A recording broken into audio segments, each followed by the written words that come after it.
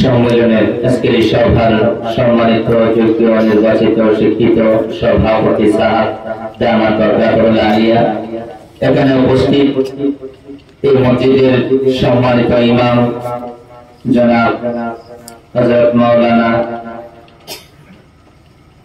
আলতাফ হোসেন সাহেব দামাত বরকাতুল আলিয়া, এখানে উপস্থিত আমার পরিচিত অপরিচিত হযরত বুজুর্গ উলামায়ে কেরাম, বিভিন্ন অঞ্চল থেকে আগত আমার পিতৃ সমতুল্য মুরব্বী বাবাজিরা, বিশেষ করে আজকে এখানে উপস্থিত এই অঞ্চলের উচ্চ শিক্ষিত কলেজের টুকরা আমার যুবক ভাইয়েরা, স্কুল মাদ্রাসার ছাত্রবৃন্দ, পর্দার আড়ালে বসে থাকা অতি আদরের স্নেহের মহাব্বতের সম্মানিতা পর্দানশীন আমার মায়েরা এবং বোনেরা, আপনাদের সবাইকে জানাই আন্তরিক মোবারকবাদ, ধন্যবাদ, স্বাগত, ওয়েলকাম এবং সবাইকে জানাই অন্তরস্থল থেকে ইসলামিক গ্রিটিং ও স্যালুটেশন।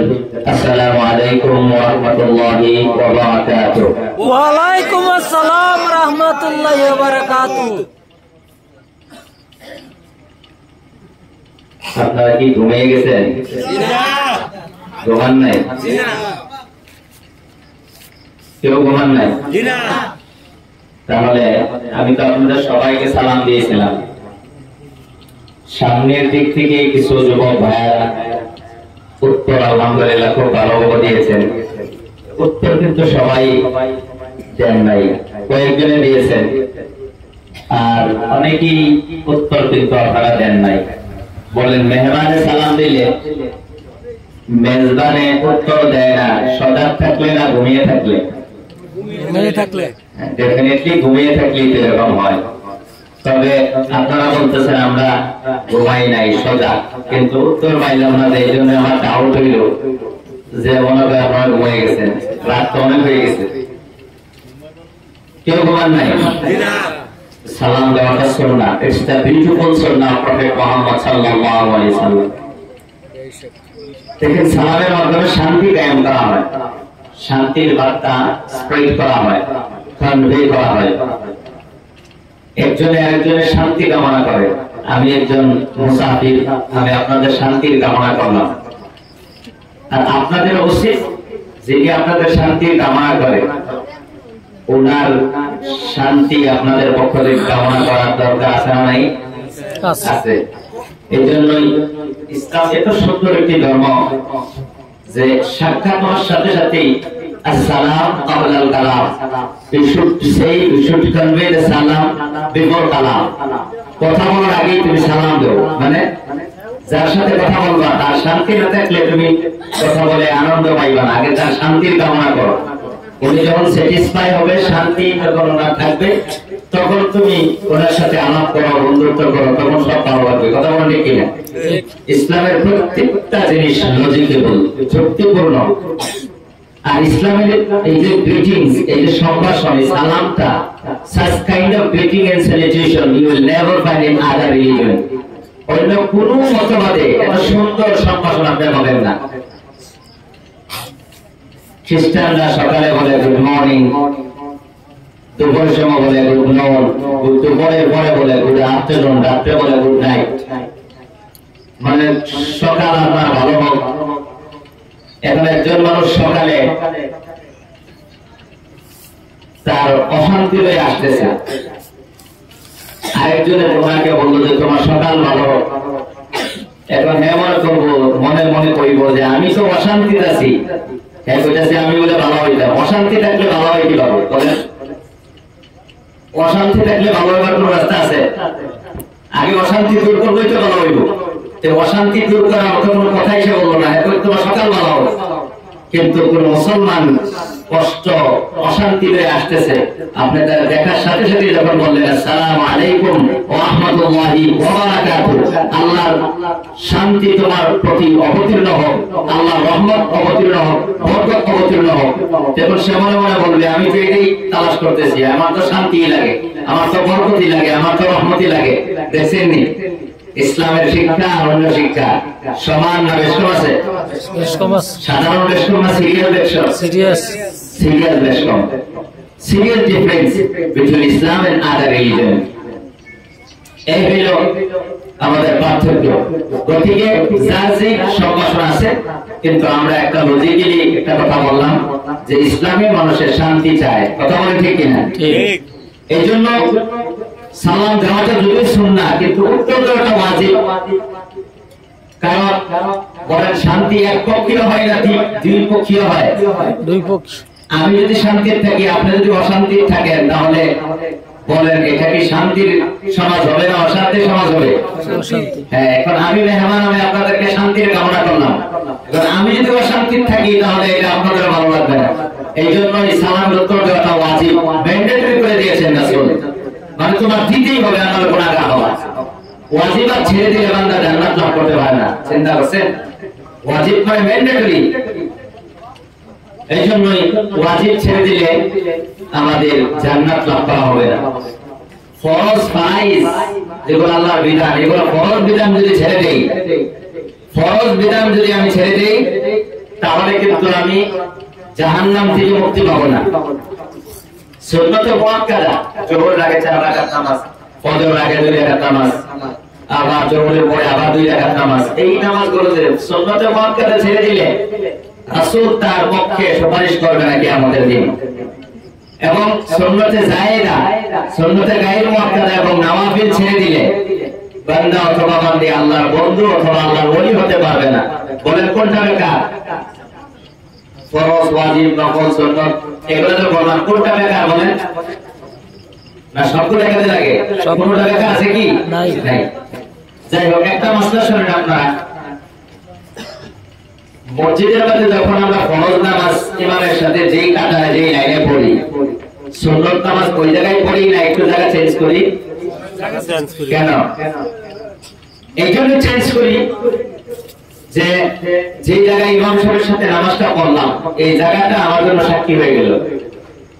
এখন সুন্নত নামাজটা আরেক জায়গায় পড়িয়ে দিল, ওই জায়গাটাও আমার পক্ষে সাক্ষী হয়। বলে কিয়ামতের দিন আপনার পক্ষে সাক্ষী বেশি হলে কপাল ভালো হবে না খারাপ হবে? ভালো হবে। ভালো হবে।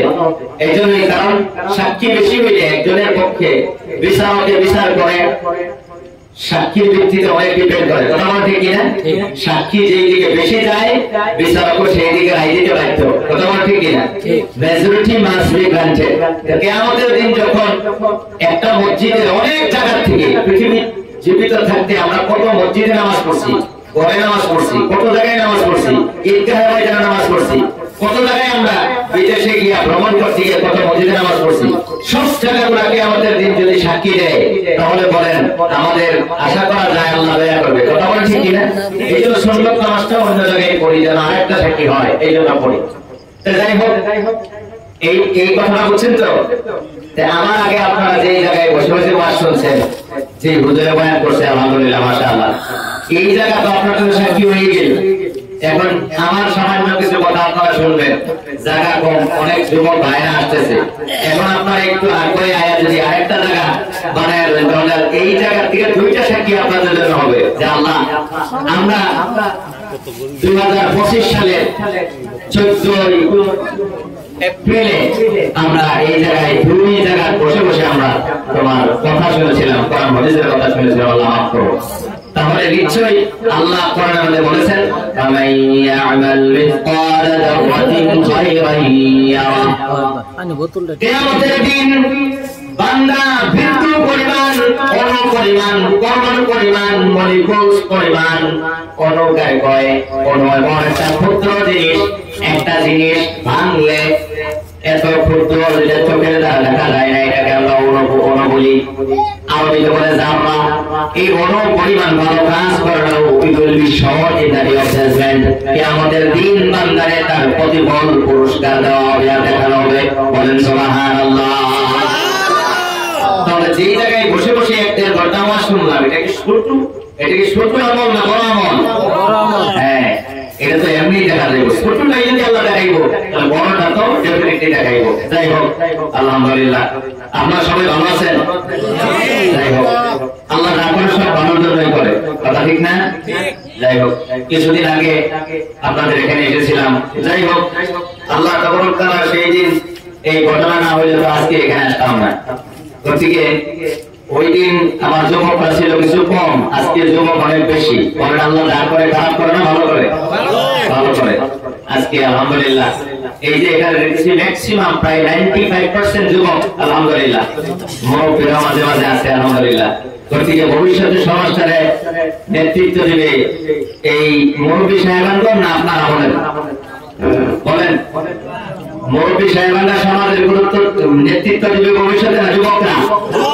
হ্যাঁ যুবক। এই জন্যই মুরব্বীদেরকে ধন্যবাদ যে আপনারা এমন যুবক তৈরি করেছেন যারা আজকে সবকিছু বাদ দিয়ে এমন ক্লাসে উপস্থিত হয়েছে যে ক্লাস করলে, এই ক্লাস করে পদ্ধতি শিখে আমল করতে পারলে শান্তি হবে কয়েকদিনের না চিরদিনের? স্কুলের ক্লাস করলে আমরা শান্তি পাইবেন কতদিন? শ্বাস আপ ডাউন চলবে যতদিন ততদিন।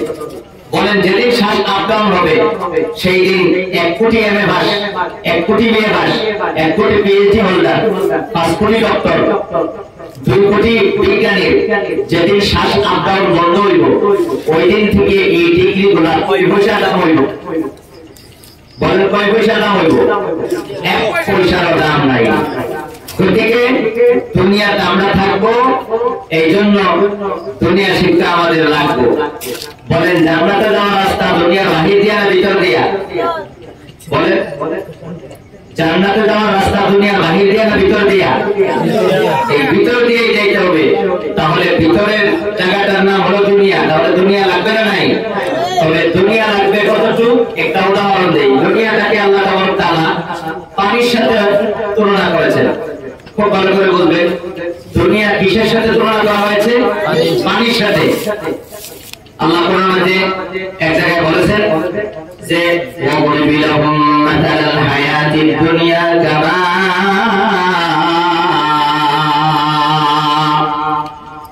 আল্লাহ নবীকে নির্দেশ দিয়েছেন ও নবী তুমি মানব জাতিকে বোঝায় দাও এই দুনিয়াটার উদাহরণ হলো পানির মতো। যেই পানি আল্লাহ আসমান থেকে জমিনের মধ্যে আল্লাহ তাআলা ফলায়। এখন প্রশ্ন হইল দুনিয়া এবং পানি দুইটা আলাদা জিনিস, কিন্তু আল্লাহ তুলনা করলেন কেন? বোঝার দরকার আছে না নাই? আপনারা একটা ফতোয়া দেন। ফতোয়াটা হইল সাধারণ ফতোয়া দিতে পারবেন, কোনো অসুবিধা নাই। বলেন পানি আমাদের জন্য জরুরত না বিপদ? জরুরত। সাধারণ জরুরত না সিরিয়াস জরুরত? পানি ছাড়া পৃথিবীর কেউ বেঁচে থাকতে পারে না। আল্লাহ কোরআনের মধ্যে বলেছেন ওয়াজআলনা মিনাল মাই কুল্লা শাইইন হাই, আমি যত জীবন্ত যা কিছু আছে সব কিছু আমি পানি থেকে বানিয়েছি। We have created all things from the water, আমি পানির থেকে সব জিনিস সৃষ্টি করেছি। কার ঘোষণা? আল্লাহর ঘোষণা। তাহলে এই পানি ছাড়া আমরা বাঁচতে পারি না। একজন মানুষ খাদ্য ছাড়া 9 দিন পর্যন্ত বাঁচতে পারে, কিন্তু পানি ছাড়া একজন মানুষ 2 দিন 2.5 দিন বাঁচতে পারে না। তখনই 1-1.5 দিন বাঁচতে পারে না পানি ছাড়া, খাদ্য ছাড়া বাঁচতে পারে। তাহলে পানি জরুরত। এখন আরেকটা ফতোয়া দেন। যখন বানপানি হয় আপনাদের কাছেই নদী আছে, আমার পাওয়ারটা যদি ভেঙে যায়, বানপানি যদি হয় তখন পানি জরুরত থাকে না বিপদ হয়? এই জন্য আল্লাহ মনে করে আপনাদেরকে মুক্তি বানাইছে না। অল্প 1 মিনিট আগে ফতোয়া দিলেন একটা পানি জরুরত, ওখানে আবার ফতোয়া দিতেছেন আরেকটা পানি বিপদ। তাহলে এরকম ফতোয়া যদি হইতো তাহলে কি হইতো? বিচারকরা যদি একটা কয় যে হ্যাঁ রায় তোমার পক্ষে, অল্প বড় যদি কয় বিপক্ষে, তাহলে যেটা সইব বোঝা যাইতেছে মোটামুটি আপনাদের দশায় যায় নাকি? পানি জরুরত।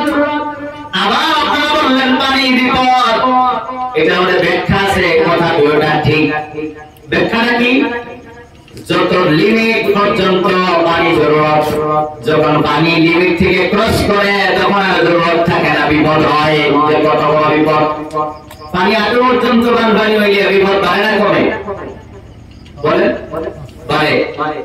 এই পানি কমর হওয়ার পর্যন্ত হইলে বিপদ কমে না বাড়ে? কান পর্যন্ত হইলে বলেন যে বিপদ কত মারবো? পানি যত মারবো বিপদ কত মারবো? পানি জরুরত কোন সময়?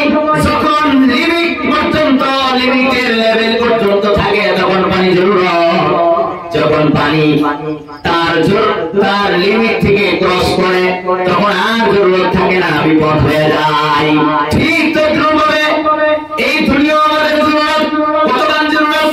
যতটুকু লিমিট পর্যন্ত দুনিয়া জরুরত, যতটুকু দুনিয়া হাসিল না করলে আমরা খাইতে পারবো না, থাকতে পারবো না, জীবন চলবে না, ঠিক ততটুকুই দুনিয়া জরুরত।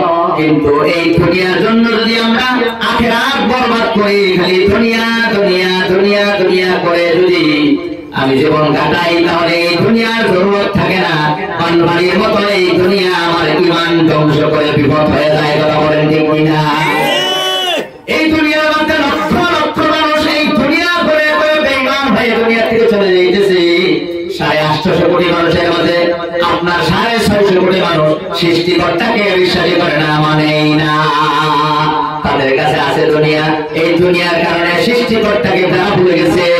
এদের কারণে দুনিয়া জরুরত না বিপদ। মারার সাথে সাথেই তাদের জাহান্নামের শাস্তি, মারার সাথে সাথেই তাদেরকে চূড়ান্তভাবে পরকালে অশান্তি তাদের ভোগ করতে হবে। পরকালে অশান্তি হইল এই দুনিয়াকে বেশি করার কারণে, দুনিয়াকে সবকিছু মনে মনে করার কারণে। কথা বলেন ঠিক কিনা? এই হলো বাস্তবতা। এখন আপনারা বলেন আমাদের দুনিয়াকে পানির সাথে তুলনা করেছেন, কথা ঠিক না বেশি? হ্যাঁ, পানির জরুরত লিমিট পর্যন্ত, লিমিট ক্রস করলে পানির জরুরত থাকে না, বিপদ হয়ে যায়। কথা ঠিক না বেশি?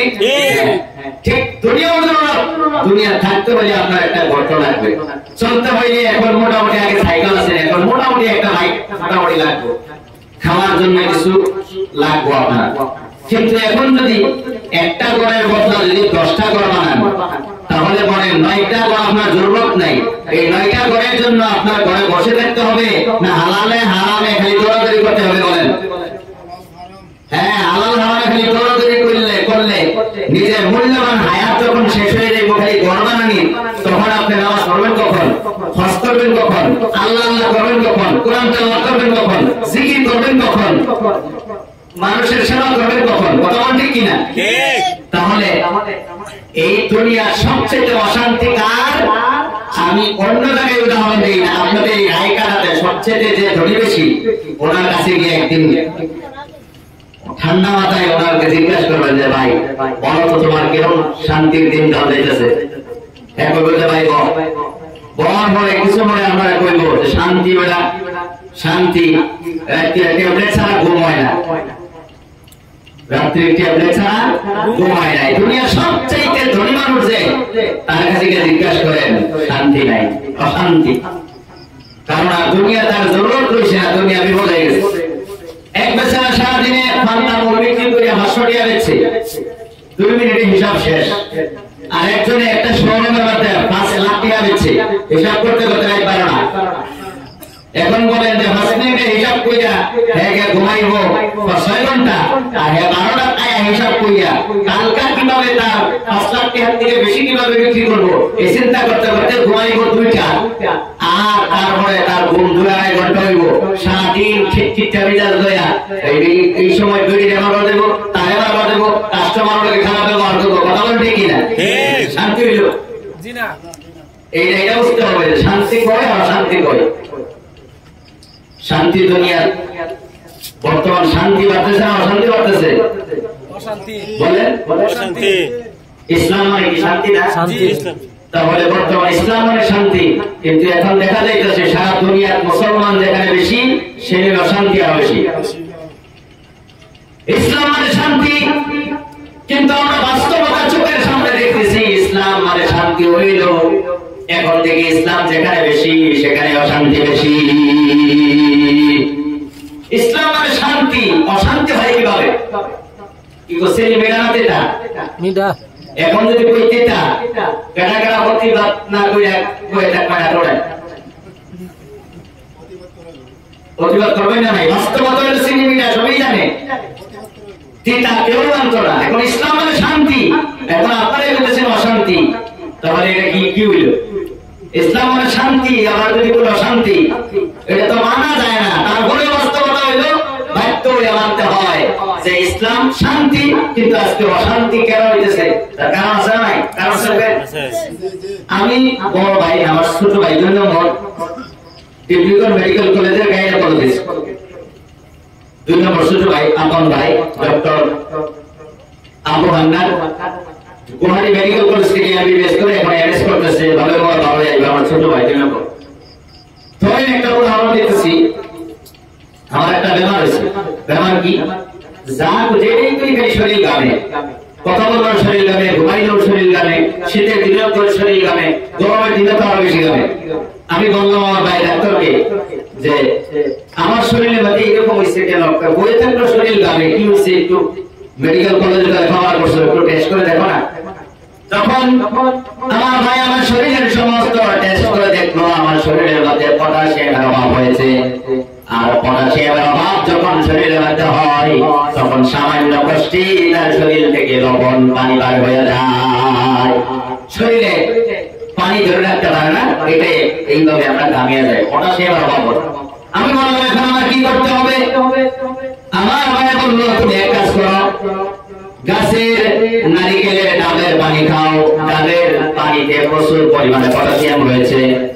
এই পটাশিয়াম খাইলে ইনশাআল্লাহ তোমার এই শরীরের পটাশিয়ামের অভাব দূর হয়ে যাবে। এই কথা শুনে আমি নার্সারি গেলাম, 1000 উন্নত মানের হাইব্রিড চারা নিয়ে বাড়ির চতুর্দিকে লাগাইলাম। হাইব্রিড চারা আছে, লোকাল না, কারণ লোকাল গাছ লাগাইলে ওইটা অনেক দিন লাগবে। কথা বলে ঠিক কিনা? হাইব্রিড লাগাইছি যাতে ফলন জলদি হয়। হাইব্রিড বুঝেন?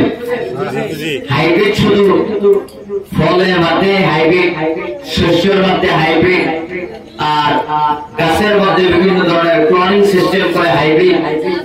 আসলে হাইব্রিড কিন্তু এগুলোর মধ্যে নয়, আরেক প্রকারের হাইব্রিড আছে। বর্তমান হাইব্রিড মানুষও আছে, আর হাইব্রিড পদ্ধতিতে ধনী হওয়ার মানুষও আছে। হাইব্রিড পদ্ধতিতে ধনী হয় কিভাবে জানেন?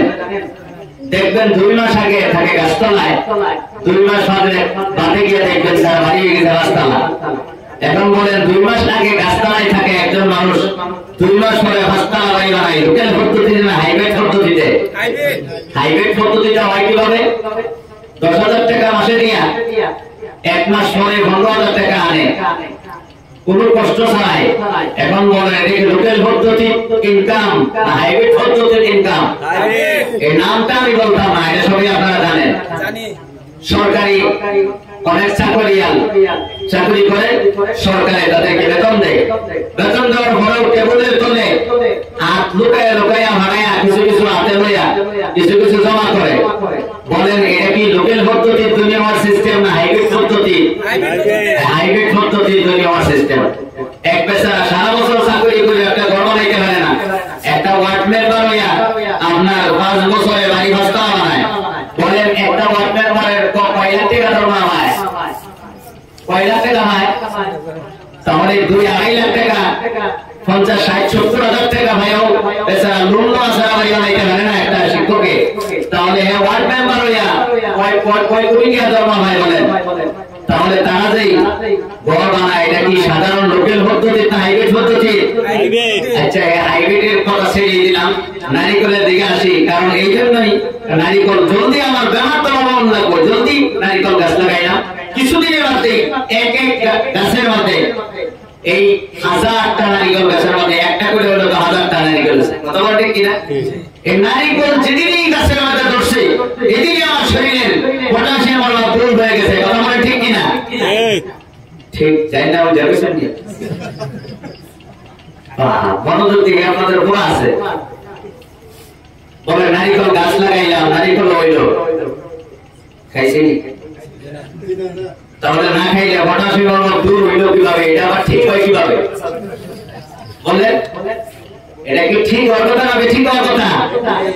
চূড়ান্ত ঠিক।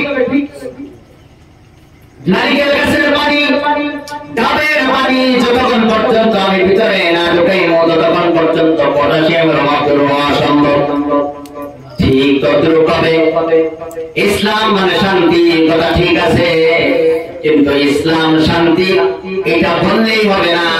সেই শান্তি ইসলাম ভিতরে না ঢোকানি পর্যন্ত কোনদিন শান্তি আসবে না। ডাবের পানি গাছে দেখলে এটা গাছের ভিতরেই থাকবে পটাশিয়াম, তোমার ভিতরে না ঢুকাইলে তোমার বেমার যেমন ভালো হয় না। ইসলাম শান্তি কথা ঠিক, কিন্তু ইসলামের সমস্ত সমস্ত ইসলামের যেই বার্তা, ইসলাম যে শান্তি, শান্তি তোমার ভিতরে না ঢুকাইলে জীবনেও বড় বড় কথা বললে ইসলাম মানে শান্তি শান্তি, জীবনেও অশান্তি হইতো না, শান্তি হইতো না, সারা অশান্তি তোমার কাজ করবো। কথা বলেন ঠিক কিনা? ইসলাম শান্তি হয়, ইসলাম মানলে না না মানলে বলেন। এখন মানে কই জানে, এখন তো না মানার পার্সেন্টেজ বেশি, তাহলে শান্তি থাকবো না অশান্তি থাকবো? এক গ্লাস পানির মধ্যে লবণ দিয়েছেন অর্থানি আর চিনি দিয়েছেন 1 চামচ, খুব মিঠা হবে না? মিঠা হবে না?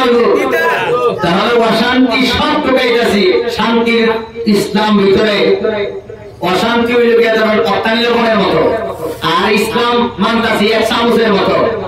কোন শান্তি শান্তি লাগবো না অশান্তি অশান্তি হইব? এই বাস্তবতা। আমাদের এই জন্যই শান্তি আয় না, অথচ ইসলাম শান্তি কথা ঠিক। ইসলাম শান্তি কারণে পৃথিবীর মধ্যে, গোটা পৃথিবীর মধ্যে ইসলামে যা কিছু দিয়েছে পৃথিবীর আর কেউ কোনদিন সেটা দিতে পারবে না। ইসলাম আসার আগে নারীদের কি অবস্থা হয়েছিল, ইসলাম আসার আগে মেয়ে সন্তানের কি অবস্থা হয়েছিল, ইসলাম আসার আগে মানুষের বৈবাহিক সম্পর্ক কেমন হয়েছিল, ইসলাম আসার আগে দুনিয়া কিভাবে দুনিয়া কেমন দুনিয়া ছিল, এটা সবাই জানে। তখন ঠিক কিনা? এই জন্যই ইসলাম শান্তির ধর্ম কথা ঠিক, তবে ইসলাম ভিতরে ঢুকাইতে হবে। আজকে আমরা ইসলাম যদি ভিতরে ঢুকাইতাম তাহলে আমাদেরকে নিয়ে কেউ কোনোদিন গালি দিতে পারবে না, কোনোদিন গালি দিতে পারতো না। মুসলমান দর্শন করে এই কথা কোনো মানুষের কোনো মিডিয়া এই কথা বলতে পারতো না। কথা বলেন ঠিক কিনা?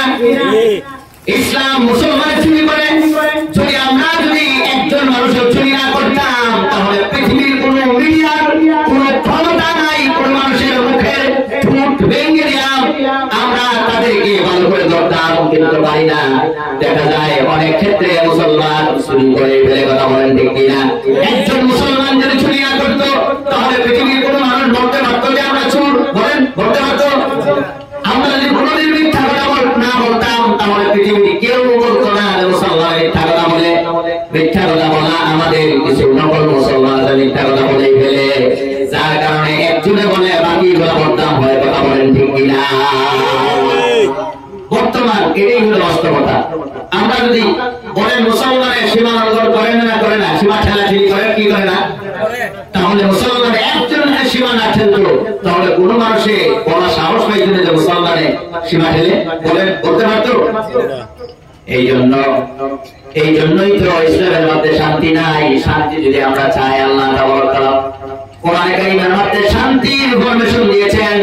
আমি আপনাদের সম্মুখে আজকে আলোচনা করার জন্য যে আয়াতটা তেলাওয়াত করেছি সর্বপ্রথম, সেই আয়াত হলো সূরা নহলের 90 নম্বর আয়াত। আমি আপনাদের সামনে তেলাওয়াত করেছি। এই আয়াত সম্পর্কে কিছু আলোচনা করি ইনশাআল্লাহ। আরো 2টা আয়াত তেলাওয়াত করেছি, কিছু আলোচনা করে শেষ করব। আল্লাহ বলেন, যদি তোমরা শান্তি চাও তাহলে আল্লাহ তাআলা সূরা নহলের 90 নম্বর আয়াতে আল্লাহ তাআলা সমাধান দিয়েছেন। আপনারা যদি প্রশ্ন করেন যে কোরআন কি আমাদেরকে একটি শান্তির সমাজ দিতে পারবে, উত্তর হলো হ্যাঁ। কোরআন is able to give you a beautiful society।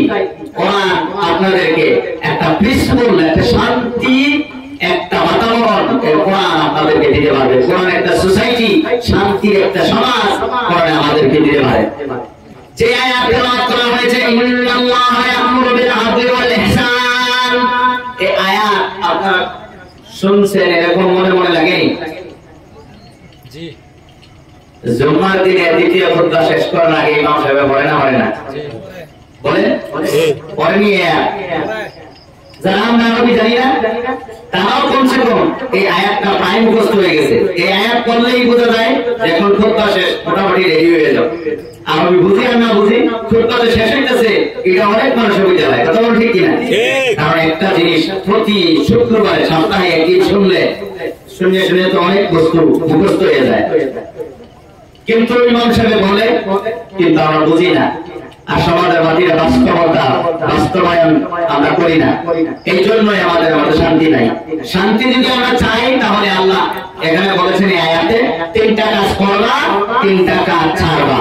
তিনটা কাজ থাকলে আর তিনটা কাজ ছাড়লে, তিনটা কাজ করলে সমাজ হবে শান্তির, তিনটা কাজ ছাড়লে সমাজ হবে শান্তির, তিনটা কাজ করণীয় গুলা না করলে সমাজ হবে অশান্তির, আর বর্জনীয় গুলা না ছাড়লেও সমাজ হবে অশান্তি। সমাজ শান্তির হয় কিভাবে, অশান্তির হয় কিভাবে, এর আগে বুঝতে হবে সমাজ কারে হয়। কি আপনারা একটা শান্তির সমাজ চান? কে কে শান্তির সমাজ চান? হাত ওঠান। এখন দেখেন শান্তির সমাজ কোরআনে আপনাদেরকে কিভাবে গঠন করা। শান্তির সমাজ গঠন করার ফর্মুলা কোরআনে আপনাদেরকে যেমন ভাবে দেয়, তেমন ভাবে পৃথিবীর আর কোন কিতাবে আপনাকে দিতে পারবে না। কারণ কোরআন এমন একটা কিতাব, এটা কোন দুনিয়ার কোন কিতাব নয়, এটা হলো আসমানি কিতাব। বলেন কোরআন দুনিয়ার জ্ঞান না আসমানি জ্ঞান? আসমানি জ্ঞান। দুনিয়ার জ্ঞান আসমানি জ্ঞানে বেষ্টন আছে। বেষ্টন কি? সারা দুনিয়ার জ্ঞান লেখাপড়া করিয়া কবরে যে তিনটা প্রশ্ন করা হইব, বলেন কোরআন ছাড়া, হাদিস ছাড়া বাকি সারা কিতাব পড়িয়া এটা জানেন যে লইলেনি? জীবনেও না। হাসরের ময়দানে যে আমাদের বিচার হবে, সারা সিলেবাস একেবারে প্রাইমারি থেকে আরম্ভ করে LP, ME, high school, college, university, medical college, IIT, engineering, দুনিয়ার সব টপ লেভেলের ইনস্টিটিউশনে আপনি পড়ে হাসরের ময়দানে যে আমাদের আমলনামা মাপা হবে, এই বিষয়ে কোন শিক্ষা আসেনি? কোন শিক্ষা আসেনি? কোন শিক্ষা নাই। তাহলে কি বুঝলেন? দুনিয়া শিক্ষা এবং আসমান শিক্ষাই সমান না বেশ কম? অনেক বেশ কম আছে। কোরআন পড়লে আপনি 4টা জিনিস পাবেন। কয়টা? এই 4টা জিনিস পৃথিবীর কোন কিতাব থেকে পড়লে পাওয়া যায় না। আমি আল্লাহ আমাকে তৌফিক দিয়েছে, মাদ্রাসায় লেখাপড়া করেছি, এবং জেনারেল পড়তেছি। মাদ্রাসার মধ্যে আল্লাহ তাআলা লেখাপড়া করার সুযোগ আল্লাহ তাআলা দিয়েছে। এইভাবে ক্লাস 1 থেকে matric, high school, degree, master degree, PhD করতেছি জেনারেলি। আল্লাহ জেনারেল শিক্ষাও করার আল্লাহ তাআলা সুযোগ দিয়েছে। এই জন্য আমি বলতে পারি যে এই দুই শিক্ষা ব্যবস্থার মধ্যে বেশ কম কি কি আপনারা একটু ভালো করে শুনেন। কোরআন স্টাডি করলে যে 4টা জিনিস পাবেন, এই 4টা বিষয় পৃথিবীর কোন একটা কিতাব পড়েও যদি আপনারা পান, তাহলে তাহলে তাহলে আমি আপনাদেরকে বলি যে একটা এমন 4টা জ্ঞানের একটা জ্ঞান আপনারা পাবেন না, কখনো পাবেন না। 1 নম্বর, যে 4টা জ্ঞান কোরআন পড়লে পাওয়া যায়, আসমানি কিতাব পড়লে পাওয়া যায়, পৃথিবীর কোন কিতাব পড়লে পাওয়া যায় না। তার 1 নম্বর হলো আল্লাহ তাআলার বিধিবিধান। আল্লাহ বলেন এটা করো আর এটা ছাড়ো। বলেন করণীয় এবং বর্জনীয় আল্লাহর বিধিবিধান কোরআন ছাড়া অন্য কোন কিতাবে আছে না? নামাজের বিষয়ে এলপি স্কুলের গণিত লেখা আছে না? ঠিক না? রোজার বিষয়ে হাই স্কুলের ইংলিশ লেখা আছে না? আচ্ছা, হজের ব্যাপারে এই কলেজের ইকোনমিক্স লেখা আছে না? লেখা নাই। তাহলে কি বুঝলেন? গণিত, বিজ্ঞান, science, physics, chemistry, biology, geography, geology, botany, এই দুনিয়ার এগ্রিকালচার সমস্ত কিছু ভরিয়া আল্লাহ তাআলার বিধিবিধান এই কিতাব পড়িয়া পাওয়া যায় না? কোরআন ভরিয়া পাওয়া যায়? বলেন। তাহলে কোরআন যদি না আইতো তাহলে আল্লাহর বিধিবিধান জানার কোন রাস্তা আসেনি? রাস্তা নাই। কারণ রাস্তা না থাকলে আমরা জান্নাতও হাসিল করতে পারতাম না। এই জন্যই আল্লাহ তাআলা আমাদেরকে পুরস্কৃত করেছে এই আসমানি জ্ঞানের ভান্ডার খুলে দিয়ে। বলেন সুবহানাল্লাহ। কেউ দয়া করে উঠবেন না, বেশি আমরা আলোচনা করবো না ইনশাআল্লাহ। দয়া করে বসেন। কেউ যদি একটা মর্যাদা জরুরত হয় ইজাজত নিয়ে ইনশাআল্লাহ যাবেন। খুব ভালো করে শুনেন। 2 নম্বর বিষয় হলো কোরআন পড়লে আপনি কি পাবেন। আজকে এই জায়গার মধ্যে আপনারা কষ্ট করে অনেক মানুষ সারাদিন কাজকর্ম করে আপনারা এখানে এসেছেন। এই জায়গায় বসলে আপনারা কোরআনে কারীম থেকে যে একটা বিষয় আপনারা জানতে পারবেন। 2 নম্বর বিষয় হলো তাযকির বিআয়াতিল্লাহ। আল্লাহ কোরআন পড়লে আল্লাহ তাআলার পরিচয় পাওয়া যায়। এই পরিচয় দেওয়ার জন্য আল্লাহ তাআলা কোরআনে কারীমের মধ্যে প্রায় 2000 আয়াত নাযিল করেছেন।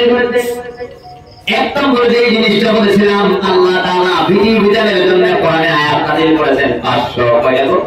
500।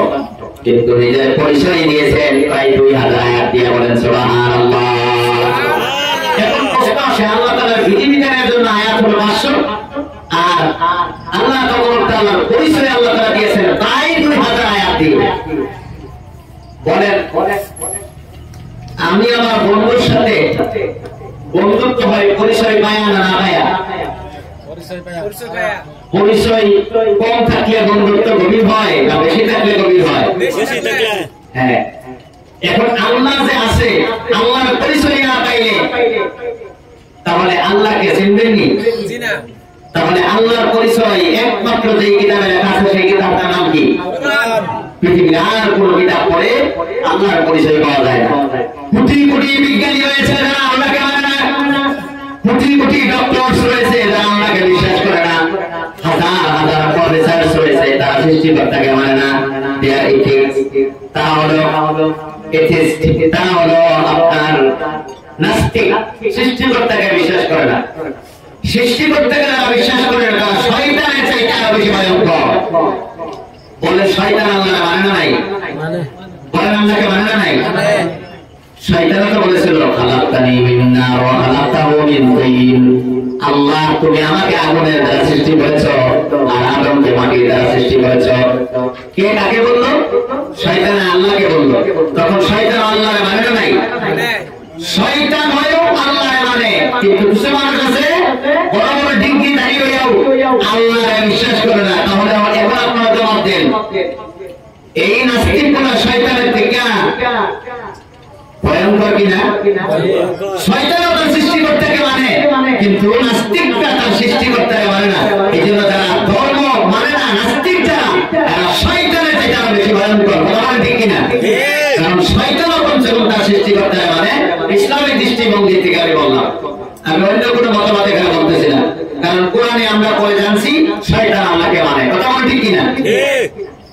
এই জন্যই আমি আপনাদেরকে বলতেছিলাম আল্লাহর পরিচয় আপনারা পাবেন কোরআন থেকে। পরিচয় পাইলেই তো আল্লাহ তাআলার সাথে বন্ধুত্ব হবে। আল্লাহ তাআলার পরিচয় যত বেশি হবে তার সাথে আল্লাহর বন্ধুত্ব তত বেশি গভীর হবে। বন্ধুত্ব যখন বেশি গভীর হয়, বন্ধুকে কিছু করিলে তখন পালন করে না ছেড়ে দেয়? হ্যাঁ, পালন করে। তাহলে বান্দা যখন কোরআন পড়বে তখন আল্লাহ তাআলার সাথে তার বন্ধুত্ব গভীর হবে। যখন বন্ধুত্ব গভীর হবে, নিজের আপনার নিজের গোলামি ছাড়িয়া আল্লাহ তাআলার গোলামি করা আরম্ভ করবে। কথা বলেন ঠিক কিনা? বলেন একটা ছেলে আরেকটা মেয়ে অবৈধভাবে যদিও মহব্বত হয়, গার্লফ্রেন্ড আর বয়ফ্রেন্ড, যখন একটা ফাগলামির কোনো সীমা থাকে না, তখন কোন গার্লফ্রেন্ডে বয়ফ্রেন্ডে কিছু করলে ওই এটাই না লগে করে পরিচয় না থাকলে না পরিচয় হইলে অবৈধভাবে সম্পর্ক হয়েছে, তারপরেও মানে তার সাথে পরিচয় হওয়ার কারণে কিছু হুকুম দিলে আর হুকুমটা নিজে সব পুড়িয়া গিয়া তার কারণে দাম দেওয়া হয়। কথা বলেন ঠিক কিনা? আচ্ছা, মাশাআল্লাহ, এটা জুড়ে আইছে ঠিক বলে। তবে আরেকটা কথা মনে রাখতে হবে, বিয়ে শাদী ছাড়া সন্তান জন্ম দেওয়া মানুষের গুণ না জানোয়ারের গুণ? হ্যাঁ, জানোয়ারের গুণ, এটাও মনে রাখতে হবে। এই জন্য বয়ফ্রেন্ড আর গার্লফ্রেন্ড বিয়ে শাদীর আগে হয় না পরে হয়? তাহলে আগে বিয়ে শাদী ছাড়ার আগেই সম্পর্কটা, এটা মানুষের গুণ না জানোয়ারের গুণ? হ্যাঁ, তাহলে সেটাও মনে রাখতে হবে। তবে বোঝার জন্য একটা উদাহরণ দিলাম, বন্ধুত্ব যার সাথে যত গভীর হয় তার গোলামি করতে তত মজা লাগে। কথা বলেন ঠিক কিনা? কোরআন না বললে আল্লাহর সাথে আপনার বন্ধুত্বই হবে না, চিনাকি হবে না, আইডেন্টিফিকেশন হবে না, চিনতেই পারবেন না। এখন মুসলমান আল্লাহকে মানে না কেন? কোরআন পড়ে না, আল্লাহর পরিচয় নাই, এই জন্যই তারা মানে না, কোনো গুরুত্বই দেয় না। আল্লাহর পরিচয় পাইলে দুই নম্বরের আরেকটা নাম হবে সেই নাম হলো আল্লাহর ক্ষমতা। বুঝলেন ক্ষমতা কতটুক? আল্লাহ শাস্তি দানে কত ভয়ঙ্কর। আল্লাহ যত মহব্বত করে, আল্লাহর বিরুদ্ধে গেলে আল্লাহ তাআলা শাস্তিও দেয়। যখন বান্দা জানতে পারবে যে আমার আল্লাহ তাআলার হুকুম যদি না মানে তাহলে বান্দারে আল্লাহ তাআলা কষ্ট দিবে, সেই কষ্ট যখন তার সামনে থাকবে তখন সেই মানুষটা আল্লাহ করে গুনাহ করবে না। কথা বলেন ঠিক কিনা? এই দুইটা। তিন নম্বর জিনিস কোরআন থেকে যেটা করতে পারবেন, তাযকির ফিমা আইয়ামিল্লাহ, তাযকির বিআইয়ামিল্লাহ। অতীত কালের ইতিহাস আল্লাহ তাআলা বয়ান করেছেন, তার থেকে আমাদেরকে শিক্ষা দিয়েছেন। ফেরাউনের কথা জেনারেল শিক্ষার কোন কিতাব আসেনি, বলেন? মুসা আলাইহিসসালামের কথা অন্য কোন কিতাব আসেনি? কওমে লূত, কওমে আদ, কওমে সামুদের কথা অন্য কোন জায়গায় আসেনি? বলে আসেনি? তাহলে অতীতকালে যারা আল্লাহর দুশমনী করেছিল, আব্রাহা কাবা ভেঙে এসেছিল, ভাঙতে এসেছিল, তার ঘটনা কি অন্য কোন কিতাবে আছে না কোরআনে আছে? আল্লাহ সেখান থেকে কি ইনফরমেশন দিয়েছে? যে তোমরা আল্লাহর বিরুদ্ধে, আল্লাহর ঘর, আল্লাহর দেওয়া জিনিস যদি তোমরা যদি ধ্বংস করতে চাও, যেই দশা আমি আব্রাহার করেছিলাম সেই দশা আমি তোমাদেরকে করব। এই শিক্ষা একমাত্র কোরআন থেকে পাওয়া যায়। কতক্ষণ ঠিক কিনা? ফেরাউনে আল্লাহর দুশমনী করে তার যে পরিণত হয়েছে, তোমরা যদি আল্লাহর দুশমনী করো, পরিণতি তার মতো তোমাদের হবে। এই জন্য আল্লাহ অতীতকালের ঘটনা নিয়ে আমাদেরকে শিক্ষা দিয়েছেন, সংশোধন করেছেন, ওয়ার্নিং দিয়েছেন যে তাদের গুনাহগুলো আমরা রিপিট না করি।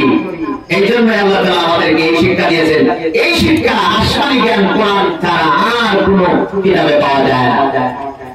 4 নম্বর একটা যে জিনিস কোরআন থেকে পাবেন, সেই জিনিসটা হলো তাযকির ফিমা বাদাল মউত।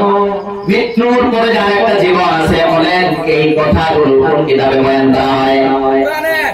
পৃথিবীর আর কোন কিতাবে মৃত্যুর পরে একটা জীবন আছে কোন কথা বলা হয় না। এই জন্যই মৃত্যুর পরে তোমার সব কর্মের হিসাব দিতে হবে। আল্লাহ কোরআনে কারিমে বলেন, ওয়াত্তাকু ইয়াওমান তুরজাউনা ফীহি ইলাল্লাহ সুম্মা তুওয়াফফা কুল্লু নাফসিন মা কাসাবাত ওয়া হুম লা ইউলামুন। রব্বুল আলামিন কোরআনে কারিমের মধ্যে স্পষ্টভাবে জানিয়ে দিয়েছেন, একটা দিন তোমরা ভয় করো। কোরআনের লাস্ট আয়াত, এই আয়াতের পরে আর কোন আয়াত পৃথিবীর মধ্যে নাযিল হয় নাই। এই আয়াত নাযিল হওয়ার 9 দিন পরে দুনিয়া থেকে রাসূল বিদায় হয়ে যায়। সেই আয়াত হলো তোমরা একটা দিন ভয় করো। বলেন শেষ কথা মনে থাকে না? ভুলে যায়। সারা জীবন আমাদের মা বাবা আমাদেরকে যত কথা কইছে সব কথা মনে আছে কি? মৃত্যুর সময় একটা লইয়া বইয়া যে কথা কইয়া যায়, কারা কারা ভুলে যায় না? আসলে কেউ ভুলে না। শেষ কথা মনে থাকে। কোরআনের শেষ কথা হইল একটা দিন ভয় করো, যেই দিন তোমাদেরকে কবর থেকে উঠায়া আল্লাহর সামনে দাঁড় করায়া জীবনে যা করেছো সব হিসাব দেওয়া হবে, ফলাফল দেওয়া হবে। আর ফলাফল দেওয়ার ক্ষেত্রে রব্বুল আলামিন ওয়া হুম লা ইউলামুন, বিন্দু পরিমাণ কাউরে আল্লাহ তাআলা জুলুম করবে না। তুমি ভালো কাজ করছো, ফলাফল পাইবা, গুনাহ করছো, শাস্তি পাইবা। আল্লাহ জুলুম করবে না। যে যেটা করেছে সেই অনুপাতে আল্লাহ তাআলা বিচার করবে। এখন বলেন, তাহলে এই কোরআন পড়লে আমার অনুভূতি কি হয়?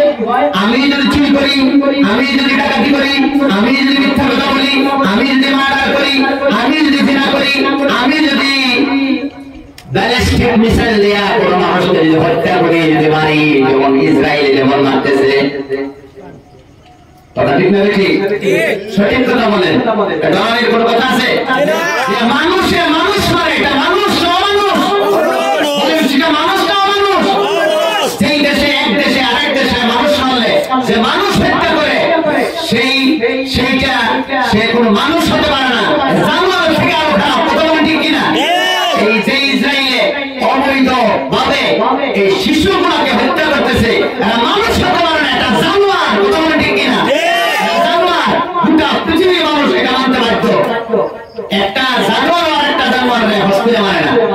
কয়েকদিন গুয়াহাটির একটা ইউনিভার্সিটি থেকে বাইরে হইলাম ক্লাস করিয়া, একটা গাড়ি একটা চাক্কা একটা কুকুরের পাওয়ার মাত্র উঠে গেল।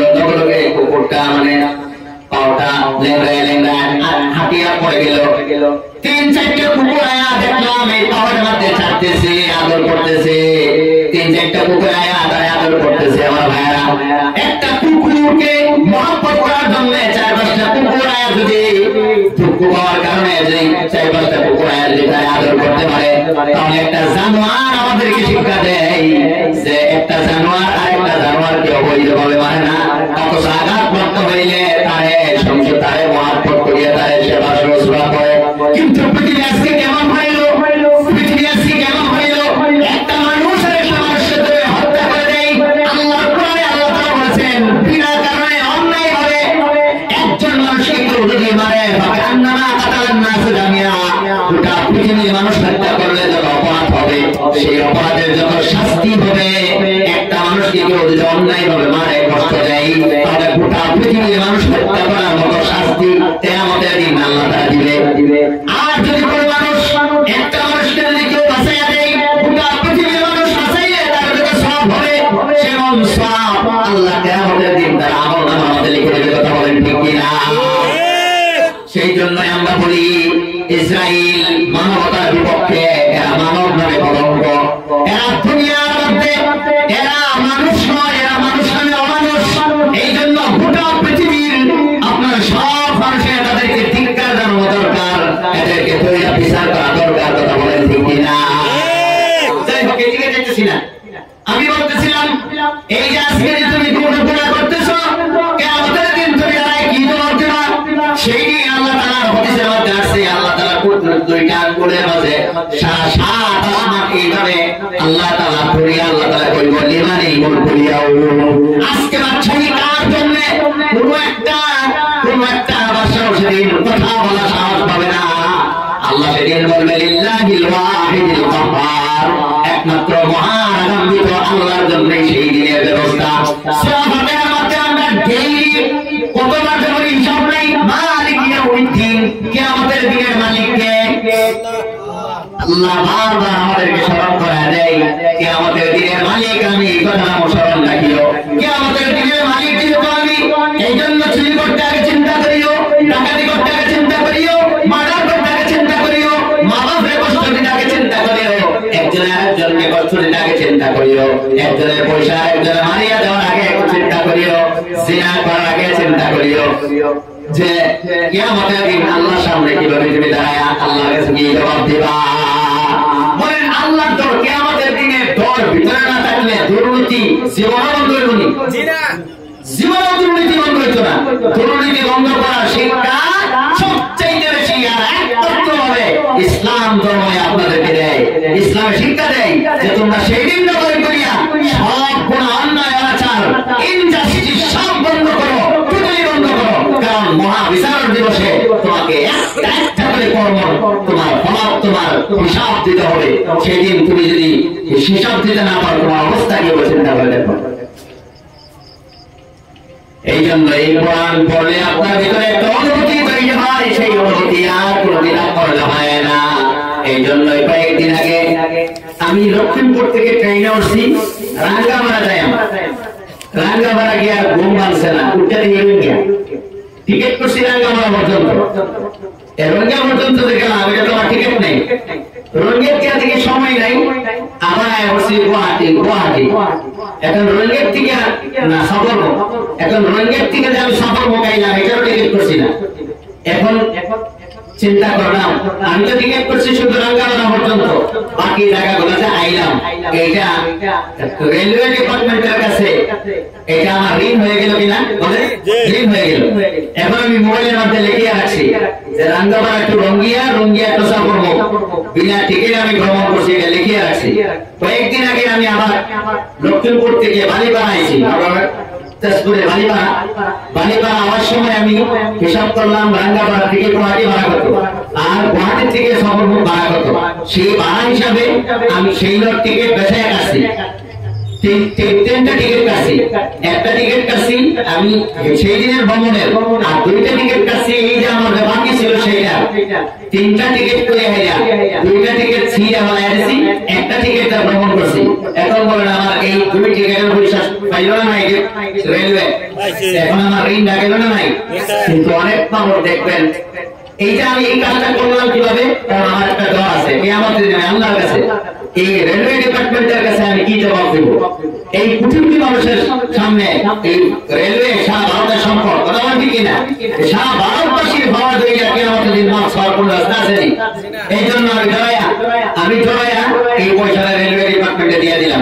কিন্তু আপনি দেখবেন অনেক মানুষ আপনার সাথে ট্রেনের করছে টিকিট ছাড়া, যখন নামে আমরা সময় বই বাচ্ছি টিকি আইলো না, টিকি আইলে তো ফাইনাল করে দিল, হইলে বাচ্ছি আগে আমার বাঁচলো, কোনটি আগে বাঁচলো না ধরা গেল? হ্যাঁ ধরা গেছে। কিয়ামতের দিন আর বাঁচতে পারবো না, আর সমস্ত আমল ধ্বংস হয়ে যাবো, তার শেষ হইব। এই জন্য কেউ যদি ঠগায়, যে ঠগায় তার দুইটা বড় বড় লস হয়, আর আর যে ঠকে তার দুইটা বড় বড় লাভ হয় ভাই বলবেন কি এটা মনে হয় যে এই কথা যদি মনে থাকে আমি আশা করি এখানে যারা বসে ইনশাআল্লাহ এক একজন জান্নাতের অধিকারী আল্লাহ তাআলা বানাইবো এই কথা মনে রাখবেন যদি আমি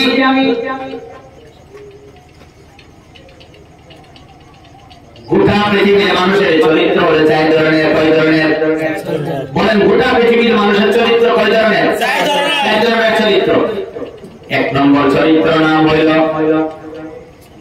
অসৎ চরিত্র বলেন এক নম্বর চরিত্র নাম কি অসৎ দুই নম্বর চরিত্র নাম হলো সৎ চরিত্র দুই নম্বর কি সৎ তিন নম্বর চরিত্র নাম হলো মহান চরিত্র তিন নম্বর কি বলেন মহান চার নম্বর চরিত্র নাম হলো উত্তম চরিত্র এখন আমার সাথে করেন এক নম্বর কি ছিল অসৎ দুই নম্বর সৎ তিন নম্বর মহান চার নম্বর উত্তম এখন সবাই বলতে হবে এক নম্বর সবাই জোরে জোরে বলেন এক নম্বর অসৎ দুই নম্বর সৎ তিন নম্বর মহান চার নম্বর উত্তম চরিত্র এই চারটা চরিত্র চারটা ফলাফল আছে শুনবেন এক নম্বর চরিত্র এবং তার ফলাফল শুনেন এক নম্বর চরিত্র হলো অসৎ চরিত্র অসৎ চরিত্রটা কি অসৎ চরিত্র হলো অন্যায় ভাবে একজন আরেকজনকে গালি দেওয়া অন্যায় ভাবে একজন আরেকজনকে কষ্ট দেওয়া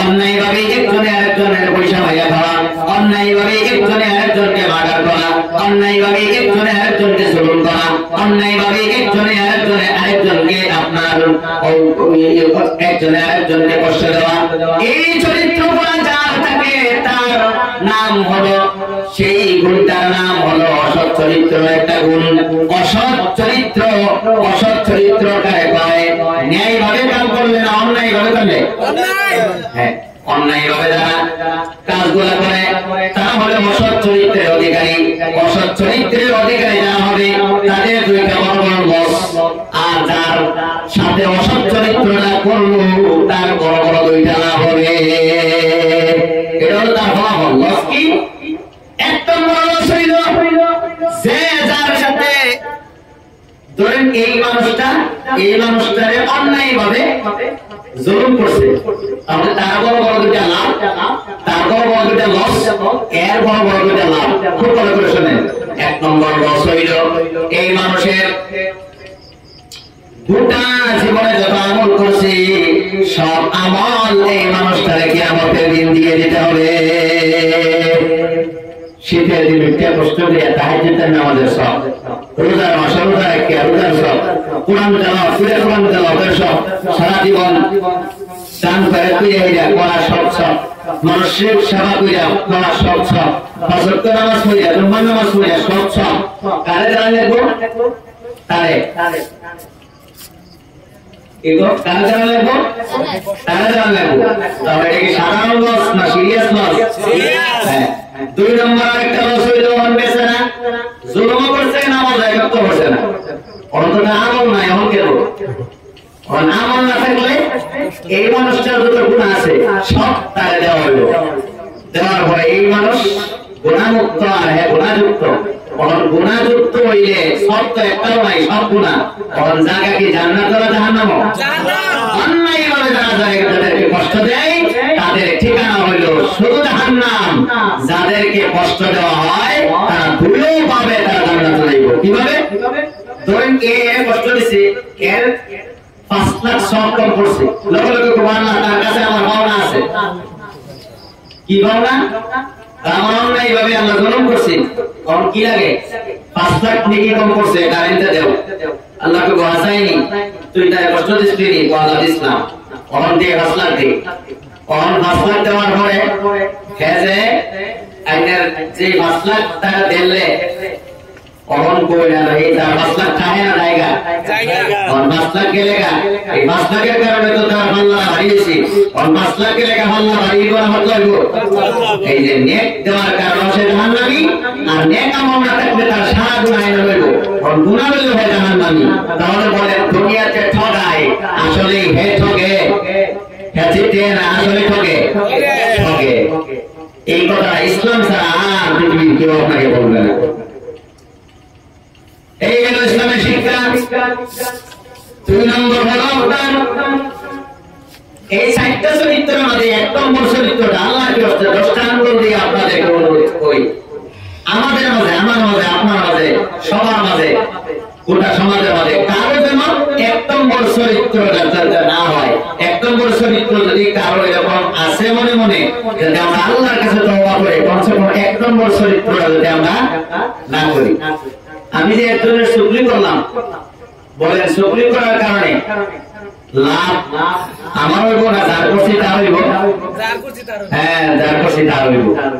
এই জন্যই যেন আমরা 1 নম্বর চরিত্র যাতে আমরা না হয়, 1 নম্বর অসৎ চরিত্রের অধিকারী হইলে কষ্টের আমল সব ফ্রিতে দিয়ে দিতে হবে, আর তার সব গুনাহ আমার নিতে হবে। এই জন্য রাসূল হাদিসের মধ্যে বলেছেন, কিয়ামতের দিন সবচাইতে অসহায়, সবচাইতে নিপীড়িত অসহায় কে হবে? সাহাবায়ে কেরাম বলেছেন, যাতে হবে যাই হোক তাই হইব না। সাহাবায়ে কেরামকে নবী প্রশ্ন করলেন যে ও আমার সাহাবা, কোন সবচেয়ে অসহায়, সবচেয়ে গরীব, সবচেয়ে দুর্বল মানুষকে? সাহাবায়ে কেরাম বললেন, টাকা পয়সা নাই ভাই তো। এই যে আমরা দেখেছেন কেন জান্নাত আল্লাহ কি ওয়াস্তা। আমি মুসাফির মানুষ, আপনাদের নিয়ে দোয়া করবো, আমি সেটা করবো না। আমার টপিকে আমি দেখতেই পাচ্ছি না, খালি ছোট দিকে ঘুরতেছি।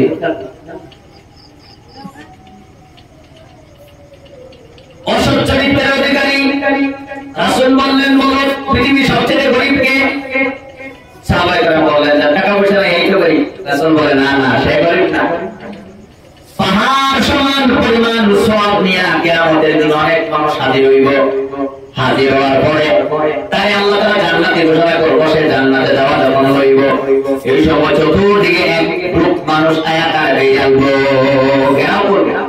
ঘেরাও করে আল্লাহরে কমপ্লেইন করবো, আল্লাহ তারে যদি জান্নাতের মধ্যে যাওয়ার অর্ডার দিছো, আমার ভাবনা আছে, কইবো আমার ভাবনা আছে, কইবো আমার ভাবনা আছে, কইবো আমার ভাবনা আছে। বলে যে সুপ্রি করার সমাজ যার, সুপ্রি একজনের করে না অনেকজনের করে? পয়সা মাইরা দেওয়ার সমাজ যার, এক জায়গায় মানে না অনেক জায়গায় মানে। হ্যাঁ, তাহলে গ্রুপটা শুরু হইব না বড় হইব। আয়াত গেইয়া কইবো, আল্লাহ ভাবনা আছে, ভাবনা দেও। ভাবনা দিতে দিতে রাসূল বলে, তার সমস্ত পাহাড় সমপরিমাণ সওয়াবগুলা তার শেষ হয়ে যাইব। তারপরে আর দেওয়ার মতো কোনো সওয়াব থাকতো না, ভাবনা দেওয়া বাকি থাকতো। তখন আল্লাহ তাআলা কইবো, যেহেতু তার কিছুই নাই, এখন তোমাদের কি লাগে? তখন তারা কইবো, আল্লাহ কিছুই লাগতো না, আমার গুনাহগুলো দাও। একবার আমার কেউ দাও, একবার আমার কেউ দাও, একবার আমার কেউ দাও। সারা মানুষের গুনাহ লইয়া, প্রথমে সব দিয়া, পরে সারা মানুষের গুনাহ লইয়া তার ঠিকানা হইব জাহান্নাম। আল্লাহ এই কথা আগেই ঘোষণা করে দিয়েছেন, যেন আমরা বিপদে না পড়ি। এই জন্য আমল করি আর না করি, কমসে কম মানুষের জন্য না ঠকাইয়া যেন কমানো না যায়। কথা বলছেন কিনা?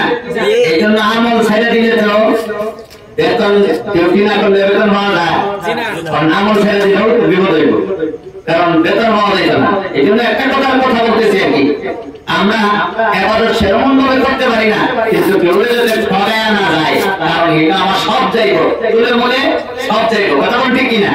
যাই হোক, সেদিকে আমি যেতেছিলাম আমার ভাইয়েরা, আমি বলতেছিলাম আল্লাহ কোরআনে কারীমের মধ্যে বলেন, তোমরা যদি শান্তি চাও তাহলে 3টা কাজ করো, আর যদি শান্তি চাও তাহলে 3টা কাজ ছাড়ো। সেই 3 কাজ করো, তার মধ্যে 1 নম্বর হলো ইন্নাল্লাহ ইয়া'মুরু বিল আদল। আল্লাহ তাআলা বলে তোমরা কি করো? আল্লাহ নির্দেশ দেয় তোমরা ইনসাফ করো।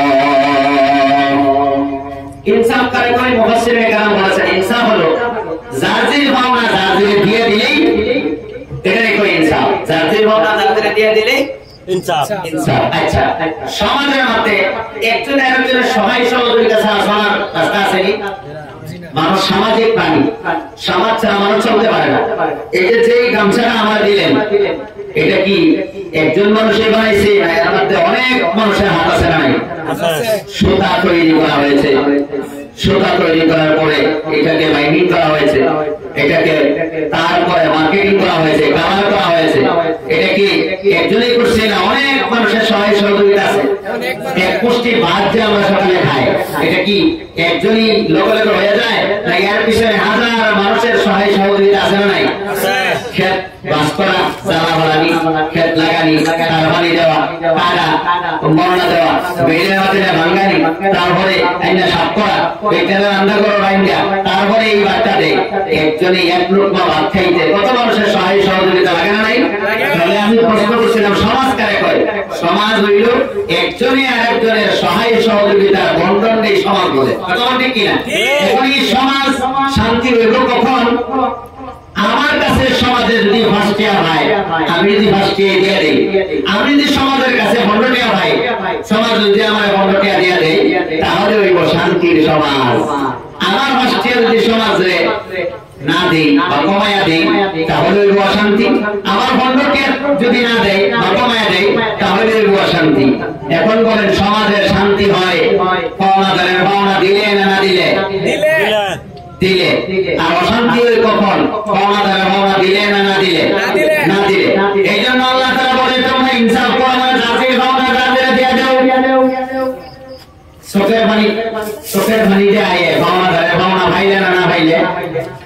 বলেন ফিলিস্তিনের মানুষগুলো তো চোখ দিয়ে পানি বালতেছে, পাওনা ভাইতেছে নি? দুনিয়া আল্লাহ তাআলা বানাইছিল, আল্লাহর জমিনে তাদের থাকার অধিকার ছিল। দেশে আমরা যেটা আছি তারাও থাকার অধিকার ছিল। আজকে তাদের অধিকার, তাদের পাওনা আমরা দিতেছি না, এই জন্য তো তারা কাঁদতেছে। কথা বলেন ঠিক কি?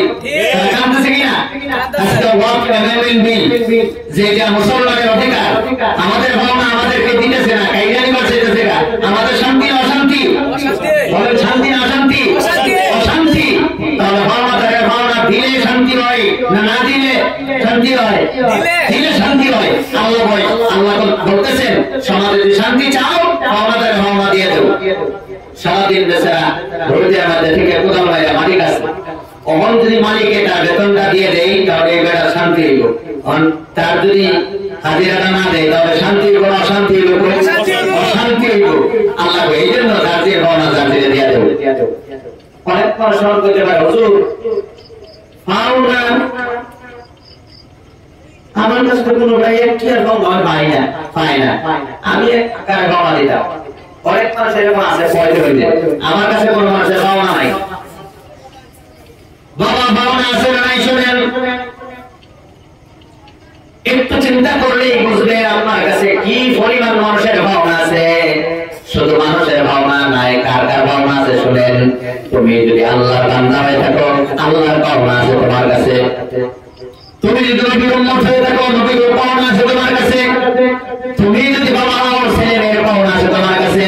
তুমি যদি ছেলে মেয়ে হও, মা বাবার পাওনা আছে তোমার কাছে। তুমি যদি স্বামী হও, স্ত্রীর পাওনা আছে তোমার কাছে। তুমি যদি স্ত্রী হও, স্বামীর পাওনা আছে তোমার কাছে। তুমি যদি শিক্ষক হও, ছাত্রছাত্রীর পাওনা আছে তোমার কাছে। তুমি যদি ছাত্রছাত্রী হও, শিক্ষকের পাওনা আছে তোমার কাছে। তুমি যদি ধনী হও, গরিবের পাওনা আছে তোমার কাছে। তুমি যদি গরিব হও, ধনীদের পাওনা আছে তোমার কাছে। তুমি যদি সরকার হও, জনগণের পাওনা আছে তোমার কাছে। তুমি যদি জনগণ হও, সরকারেরও পাওনা আছে তোমার কাছে। তুমি যদি ভাই হও, বোনের পাওনা আছে তোমার কাছে। তুমি যদি বোন হও, ভাইয়ের পাওনা আছে তোমার কাছে। তুমি যদি শক্তিশালী হও, দুর্বলের পাওনা আছে তোমার কাছে। তুমি যদি দুর্বল হও, তাহলে শক্তিশালী পাওনা আছে তোমার কাছে। তুমি যদি শিক্ষিত হও, অশিক্ষিতদের পাওনা আছে তোমার কাছে। তুমি যদি অশিক্ষিত হও, শিক্ষিতদের পাওনা আছে তোমার কাছে। তুমি যদি আলিম হও, তাহলে আমার পাওনা আছে তোমার কাছে। তুমি যদি আওয়াম হও, তাহলে আলিমের পাওনা আছে তোমার কাছে। তুমি যদি ইমাম হও, মুক্তাদিনের পাওনা আছে তোমার কাছে।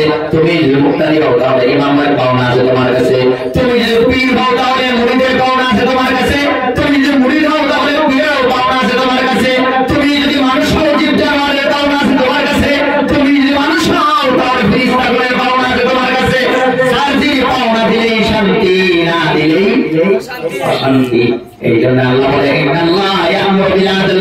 প্রতিদিন শুক্রবারে দ্বিতীয় খুতবা শেষ করার আগে ইমাম সাহেব সবাইকে বলে দেয়, কারণ সমাজের সব মানুষ এখানে উপস্থিত থাকে। কথা বলেন ঠিক কিনা? ইমাম সাহেব বলে দেয় জাতির ভাবনা জাতিরে দেয়া দাও। কোন জাতির ভাবনা জাতিরে দেয়া দাও? একদিনে কয় না সারা বছরই প্রতি শুক্রবারে কয়? কখন ভাবনা দেয় না, কারণে তো সমাজে শান্তি নাই। কখন কি ইমামের দোষ না আল্লাহর দোষ? কার দোষ? না আমাদের দোষ? আমরা মানি না আমাদের দোষ, আমরা শান্তি সমাজ। এখন ভাবনা তো অনেক বললাম, আমার কোন ভাবনা না সবের আগে এটা একটু আলোচনা করা দরকার। সবার আগে কার কাছে কার ভাবনা? সবার আগে ভাবনা আছে বান্দার কাছে আল্লাহ, তার ভাবনা কার কাছে যাওয়া লাগে? বান্দার কাছে ভাবনা আল্লাহ, এটা এক নম্বর ভাবনা। আল্লাহ কোরআনে কারিমে বলেন, নবী একদিন একজন সাহাবাকে প্রশ্ন করলেন, সাহাবা তুমি জানোনি আল্লাহর ভাবনা বান্দার কাছে কি আছে আর বান্দার ভাবনা আল্লাহর কাছে কি আছে? সাহাবা বলল, ইয়া রাসূলুল্লাহ আমি তো জানি না, আমার কইয়ে। নবী বললেন বান্দার কাছে আল্লাহর ভাবনা হলো ইবাদত। বলেন বান্দার কাছে আল্লাহর ভাবনা কি? ইবাদত। আর বান্দা আল্লাহর কাছে বান্দার ভাবনা হলো জান্নাত। বান্দা যদি আল্লাহর ভাবনা ইবাদত দেয়, আল্লাহ বান্দার ভাবনা জান্নাত দিয়ে দিব। বান্দা যদি আল্লাহর ভাবনা না দেয়, তাহলে আল্লাহ বান্দার ভাবনা দিব না, এটাই স্বাভাবিক। বলেন লেনদেন এক পক্ষে হয় না দুই পক্ষে হয়? কাপড় যখন জ্ঞান দিবেন, বাবা তোমার কাপড় দেন, কাপড় দেন, কাপড় দেন, একটা কাপড় দেয় তোমার পয়সা দেন, পয়সা দেন, পয়সা দেন। আমার আইনা যদি বলছে পয়সা নাই, পয়সা নাই, পয়সা নাই, তোমার কপালে কাপড় নাই, কাপড় নাই, কাপড় নাই। কথা ঠিক না বেশি? এটা বুঝি, এটা বুঝি। কিন্তু আমরা আল্লাহর ভাবনা দিতেছি না, মনে মনে ভাবতেছি আমার নাম তো মহিমুদ্দিন করিমউদ্দিন, জান্নাতুল ফিরদাউসের মধ্যে কি একটা আসিজা দেন। কোন কোন ছাত্র একদিন ক্লাস না কইরা, একটা দিন না কইরা মনে মনে বলেছে আমি স্ট্যান্ড করাম, আসলে স্ট্যান্ড করব না, একটা বড় ডিম পাইবো, ডিম পাইবো। ওনা আল্লাহর ভাবনা আমরা দেই না, মনে মনে ভাবতেছি জান্নাতে যাইম, আসলে জান্নাতে যাইম না জাহান্নামের বাসিন্দা হইব। এটা বাস্তবতা, স্বাভাবিক। এটার থেকে বড় যুক্তি দিয়ে বোঝাবে আর কোন রাস্তা আমার কাছে নাই।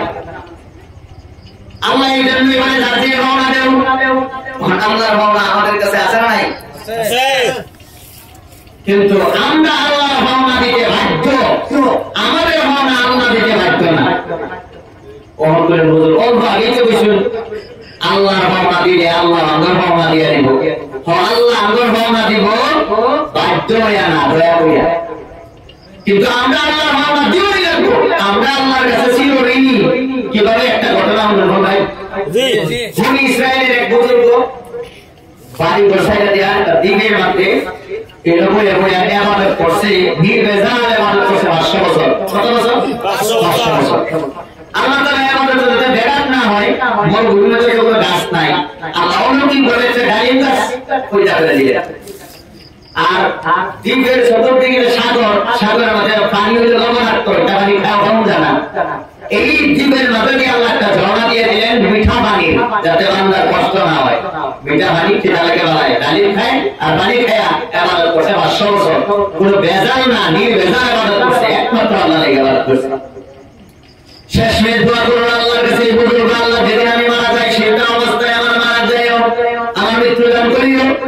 কিয়ামতের দিন এই সিজদার থেকে আমার উঠায় আল্লাহ দোয়া কবুল করলেন। নবীজি বলতেছে আল্লাহ দোয়া কবুল করলেন, সিজদা অবস্থায় তার মৃত্যু হইল।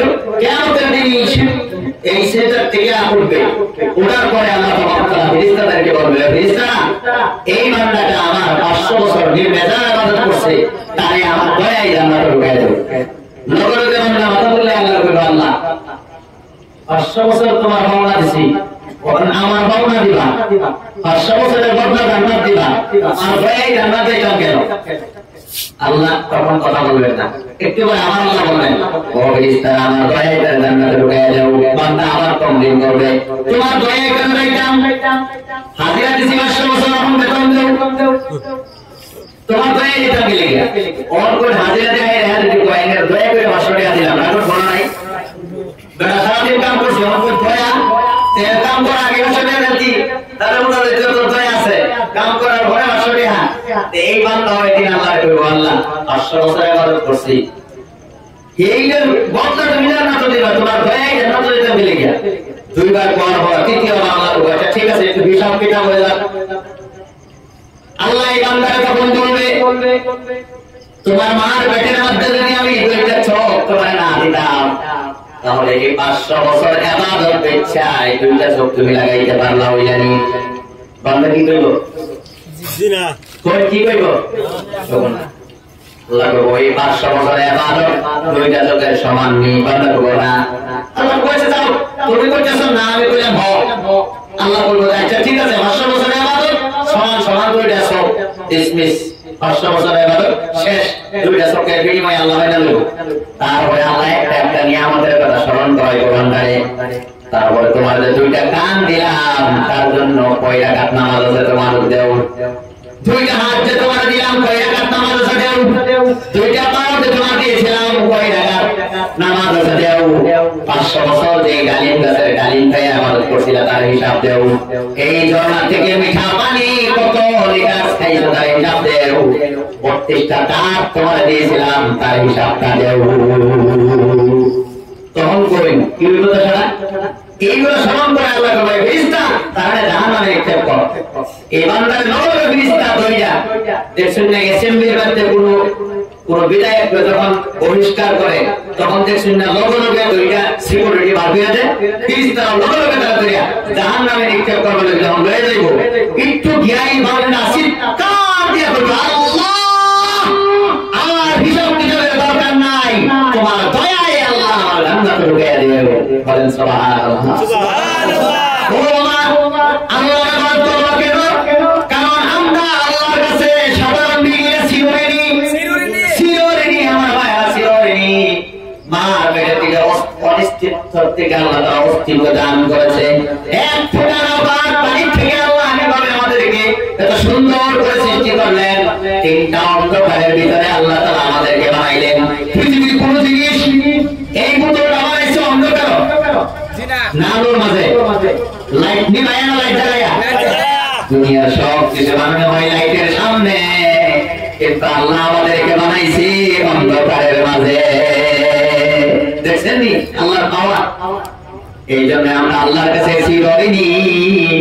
এই জন্যই যারা আল্লাহর মানে আল্লাহর সাথে শিরক করে, ইন্না শিরকা যুলমুন আযীম, আল্লাহ বলে পৃথিবীর সবচেয়ে বড় জালিম হলো যে আমারে মানে না, আমার সমকক্ষ আর কাউরে মানে, আমার সমকক্ষ আর কাউরে মানে, এক আল্লাহকে যারা বিশ্বাস করে না তারা পৃথিবীর সবচেয়ে বড় জালিম। কারণ কি সৃষ্টি করতে তোমার সৃষ্টি করছে তারাই যদি তুমি মানো না তাহলে তুমি আবার কে? যে তোমার জন্ম দিছে তারা যদি বাবা না হো তাহলে তুমি আবার কেমন সন্তান? কথা বল ঠিক কিনা? এই জন্য আল্লাহ তাআলা বলেছেন যে তোমরা যা ছেড়ে দিয়া যাও। বর্তমান মুসলমানের অশান্তি কেন? মুসলমানের উপরে গজব কেন? আপনারা কোন আজকে হজর নামাজ আমার বাইরে যদি আমরা বাইরে যদি গাইতে ভাই সমাজের মধ্যে তো মানুষ অনেক হজর নামাজ যাদের উপর নামাজ ফরজ ছিল বলেন তো কত পার্সেন্ট মানুষ আজকে হজর নামাজ জমাতে করছি? কিংবা আমার দোষ আছে নাই? আমরা সবই দোষ আছে নাই? এই যে হজর নামাজ, জোহর নামাজ, আসর নামাজ, মাগরিবের নামাজ আমরা আসতে পারি না, এ করতে পারি না। বলেন ঈদের নামাজ সকালবেলায় যদি এত মানুষকে হাজির হইতে পারে, জুম্মার দিন যদি সবাইকে হাজির হইতে পারে, ঈদের দিন রাত করে ঈদের দিন রাত ফজরের সময় মানুষ অনেককে হাজির হয়ে গেল। যদি হেদিন হাজির হইতে পারে, ঠিক আছে, সেহরি টাইমে যদি সবাই একটা সেহরি খেতে পারে, এটা তো ফজরের নামাজ আরো অনেক আগে যদি ঘুম ভাঙিয়ে সেহরি খেতে পারে, তাহলে ফজরের টাইমে ঘুম ভাঙিয়ে ফজরের নামাজটা পড়তে পারি না কেন? রমজানের শিক্ষা কি ছিল? সেহরির সময়টা সেহরি খেয়ে আমার হুকুম পালন করছো, তাহলে সেহরির থেকে লইয়া ফজর পর্যন্ত আনন্দ করে 2.5-3 ঘন্টা সময় ঘুমাইবার সময় পাবো। এতটুকু ঘুমাইলে হলো ফজর নামাজটা তোমরা পড়তে পারো না, তার কারণ কি? আল্লাহর পাওনা আমরা দেই না, এই জন্য আল্লাহ আমাদের পাওনা দিতেছে না। আল্লাহ বলেন আল্লাহু ওয়ালিয়ুল্লাযীনা আমানু, আল্লাহ হলো ঈমানদারের বন্ধু। বলে নামাজ না পড়লে ঈমানদার হয়, আল্লাহ বন্ধু হওয়া যায় নামাজ না পড়লে? এই জন্য আমরা নামাজ অনেকেই পড়ি না। পৃথিবীর সব মুসলমান দেশে চললেও কিন্তু আমরা যে দেশে বাস করি এই দেশে যত পার্সেন্ট মুসলমান বাস করে কিন্তু সবই নামাজ পড়েনি। আল্লাহর কসম করে বলতেছি, আসামের মধ্যে যে 1 কোটি 1.5 কোটি উপরে 1 কোটি প্রায় 20-30-40 লাখ মুসলমানের মোটামুটি কম বেশি হতে পারে। এই সমস্ত মুসলমান আজকে থেকে এই ভাষণ তো নামাজ দেয় না, কালকার থেকে সব শান্তি। মজার একটা কথা বলে দিই, আপনি যদি আল্লাহর না ডরায় তাহলে পৃথিবীর সবই আইনের ডরাই, আর আইনে যদি আল্লাহর ডরায় তাহলে সারা পৃথিবী আইনের দিকে ডরাইব। বুঝছেন কি? আইনা যদি আল্লাহর দিকে ডরাই তাহলে সবই আইনের দিকে ডরাইব, আইনা যদি আল্লাহর দিকে না ডরাই তাহলে সবই আইনের ডরতে আইব। কমন বিষয়টা এর মধ্যে জানাই এর মধ্যে এই জন্য যারা যুবক আছে আজকে আমার কাছে ইনশাআল্লাহ একটা ওয়াদা হয়ে গেছে, এটা ইনশাআল্লাহ আমরা কয়েকদিন আছে দুনিয়া, কয়েকদিন পরেই তো আজরাইল তো পিছে আছে মৃত্যুর ছুরি লইয়া, সময় হইলে দিবে তোর করে যাই ঢুকাইয়া, সময় হইলে দিবে তোর করে যাই ঢুকাইয়া। কথা বলেন ঠিক কিনা? আমি কষ্ট দিতে চাইতেছি না। আল্লাহ তাআলার পাওনা দেওয়ার পরে 2 নম্বর পাওনা হলো আল্লাহ তাআলা বলেন ওয়াকাদা রাব্বুকা আল্লা তা'বুদু ইল্লা ইয়া ওয়া বিল ওয়ালিদাইনি ইহসানা। আল্লাহর পাওনা হলো আল্লাহকে এক মানবা, আল্লাহর গোলামি করবা মৃত্যু পর্যন্ত। 2 নম্বর পাওনা হলো ছেলে মেয়ের কাছে মা বাবার পাওনা হলো 2 নম্বরে। 2 নম্বর কার কাছে কার পাওনা? ছেলে মেয়ের কাছে মা বাবার পাওনা আছে 2 নম্বর। বর্তমান মা বাবার পাওনা অনেকেই দেয় না। হুজুর বয়ান করেছে মা বাবার পাওনা আমরা দেই না। জান্নাতে যাওয়ার সহজ একটা বুদ্ধি আছে, মা বাপরে খুশি রাখো, জান্নাতে যাওয়ার পথ ক্লিয়ার করো। মা বাপরে খুশি রাখো, জান্নাতে যাওয়ার পথ ক্লিয়ার করো। আল্লাহ তাআলা যেমন নিঃস্বার্থভাবে তোমাদের উন্নতি চায়, মা বাবা নিঃস্বার্থভাবে তোমাদের উন্নতি চায়। দেখবেন মা বাবা লেখাপড়া করে ছেলেটার যখন চাকরি হয় হঠাৎ করে মা দুনিয়া থেকে বিদায় হয়ে যায়, বাবা দুনিয়া থেকে বিদায় হয়ে যায়। মা বাবা কষ্ট করে যখন ছেলে মেয়েকে বড় করে, ছেলে চাকরি বাকরি করে ব্যবসা করে যখন একটা ভালো পজিশনে আসে, তখন আর মা একটু পায়া পায় না, বাবার আর পায় না, তারা দুনিয়া থেকে বিদায় হয়ে যায়। এত নিঃস্বার্থ হবে যে মা যে বাবা তোমার জন্য কষ্ট করেছে, আমার তোমার পেটের মধ্যে একটা কষ্টের পর কষ্ট তোমার মা করছে, সেই মা তুমি কষ্ট দিও না। 2 বছর যে মা তোমার বুকের দুধ খাওয়া বড় করছে, সেই মা তুমি কোনোদিন কষ্ট দিও না। এই জন্যই মা বাবার যারা কষ্ট দেয় না, আল্লাহ তাদের কেউ কষ্ট দেয় না, দুনিয়া তো দিবে না, তো আল্লাহ তাআলা দিবে না। মা বাপরে যারা কষ্ট দিবে, দুনিয়া তো তাদের অশান্তি হবে, কোনোদিন বরকত হবে না। অনেক মানুষের হুজুর ইনকাম করি বহু, কিন্তু কোনো বরকত পেতেছে না, খালি বিপদ আপদ অবক্তব্য। কারণ রহমত আর বরকতের রাস্তা আমরা বন্ধ করে দিয়েছি অনেক ভাবে। কিভাবে?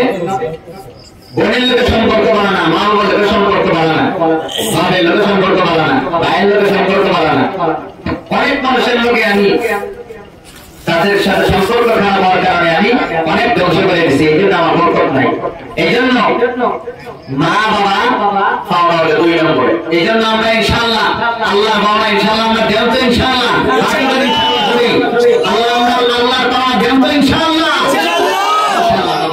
আমরা আল্লাহর পাওনা দিব কয়েকদিন, আর আল্লাহ আমাদের পাওনা দিল কয়েকদিন না চিরদিন?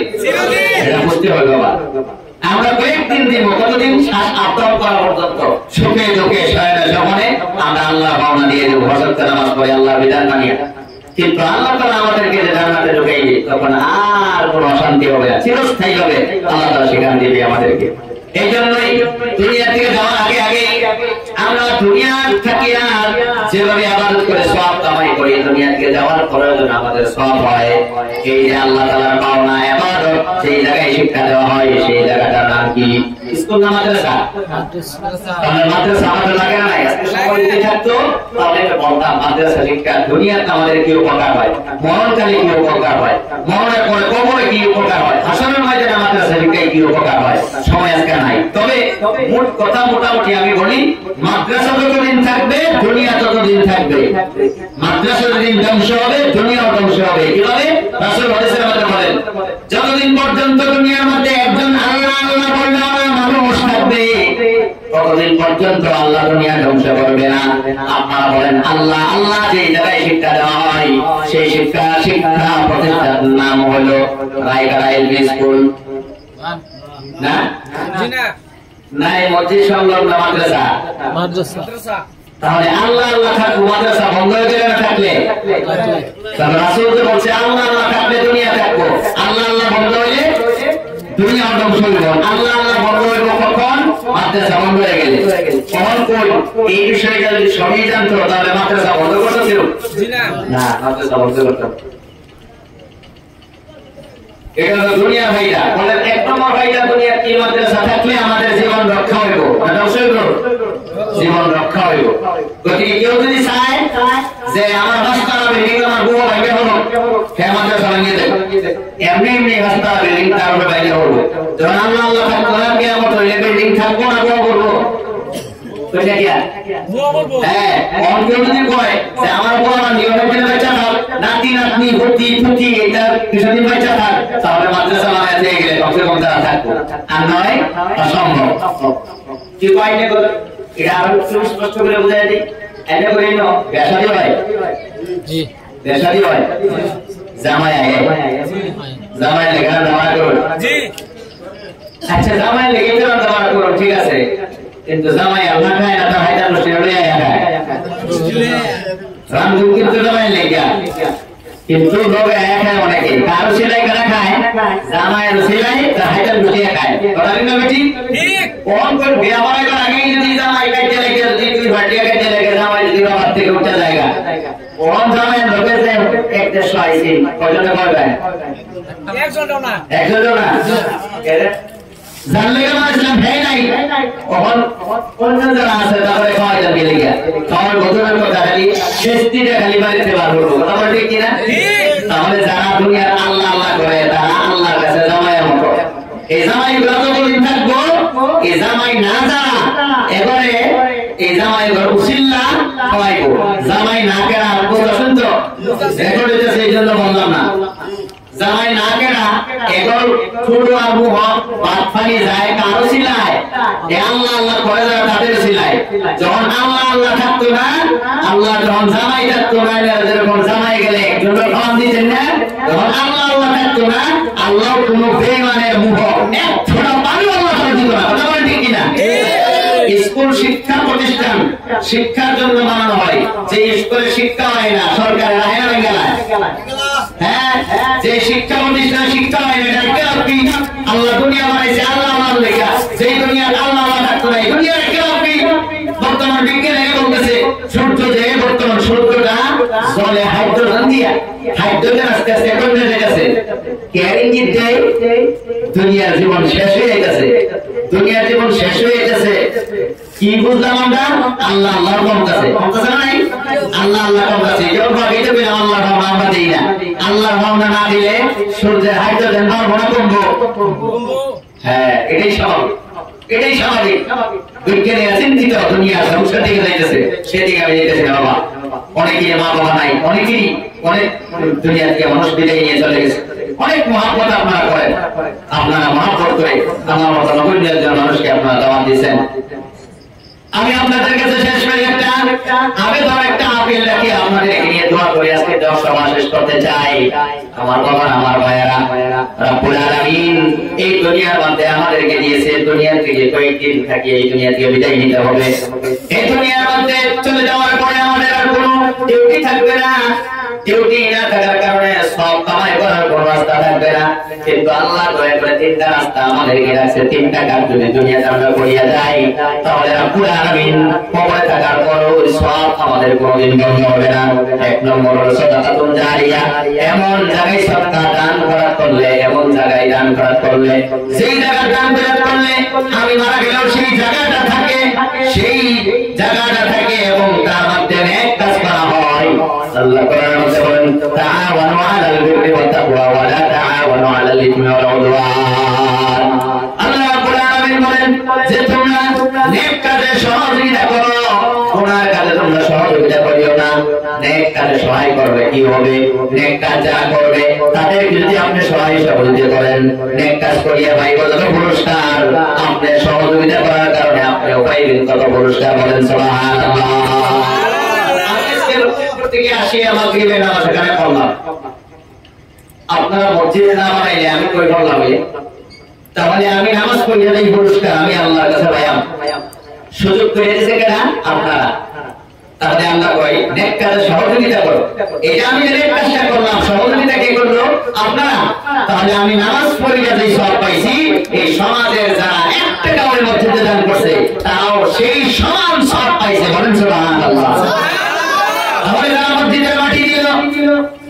এখন পর্যন্ত মসজিদ যারা বানাইলো তারা যারা কবরে চলে গেছে, এই মসজিদের মধ্যে যতদিন মসজিদ থাকবে, যতদিন নামাজ থাকবে, যতদিন কোরআন তেলাওয়াত থাকবে, যতদিন তাবলীগের মানুষ এখানে আল্লাহ আল্লাহ করবে, যতদিন এতে করে বসে আল্লাহ আল্লাহ করবে, সবাই মিলিয়া পাইব যত পুরস্কার। এই মসজিদ যারা বানায় হয়ে গেছে, মাটি দেয়া গেছে, আপনারা যদি সহযোগিতা করিয়া যে বানাইছেন, টাইলস লাগাইছেন, সুন্দর করছেন, আপনারা যখন মারা যাইবেন, সারা আপনারা মারা যাওয়ার পরে কিয়ামত পর্যন্ত সবাই মিলিয়া নামাজ পড়িয়া পাইব যত পুরস্কার। আপনাদের এক একজনকে আল্লাহ দেব তত পরিমাণ পুরস্কার। বলেন সুবহানাল্লাহ।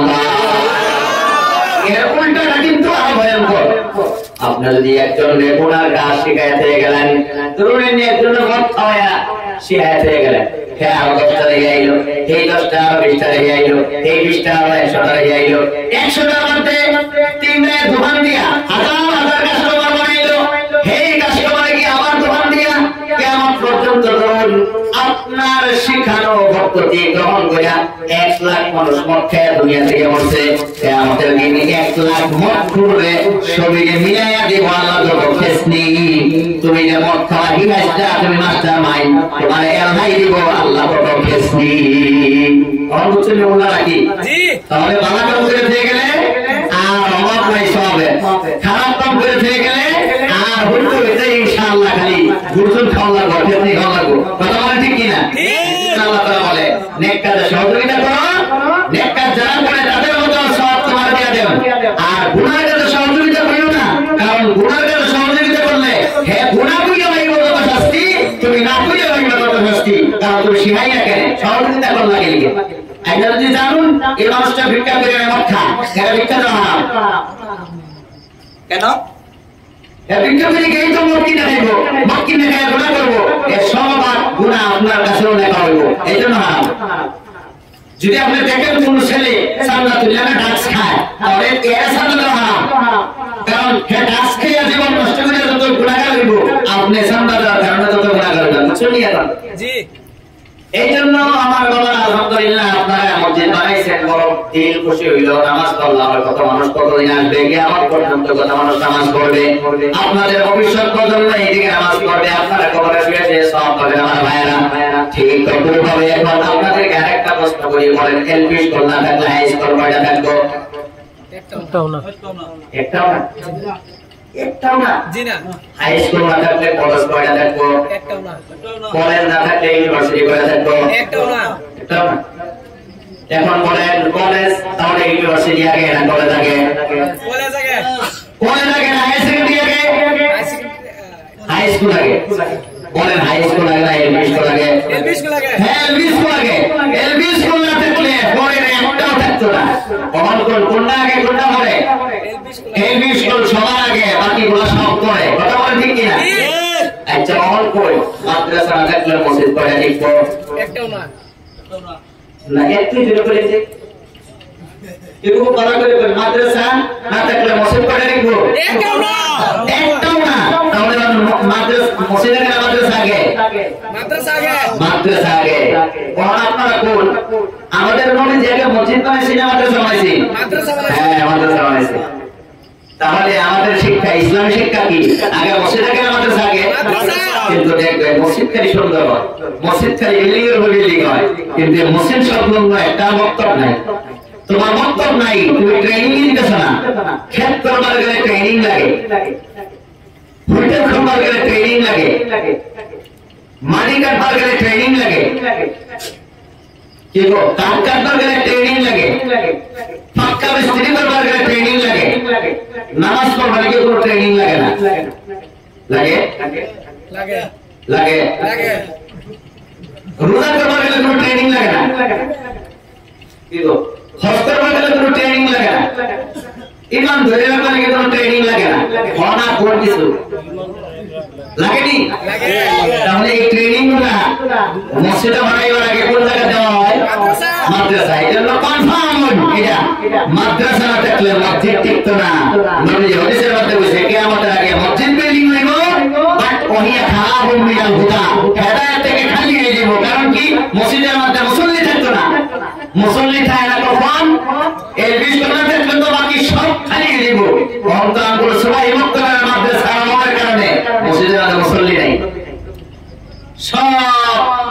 ছাড়িয়া স্কুলের মধ্যে লেখাপড়া করার কারণে এলপি স্কুলের মধ্যে নামাজের শিক্ষা দেওয়া হয়নি। তাহলে এলপি স্কুলের আগের নিশ্চয়ই বক্তব্য না হয় এলপি স্কুলে শুধু দিয়া দেই, তাহলে আইনের ছেলে আইনের মেয়ে জীবনে কোনোদিন নামাজ দিব।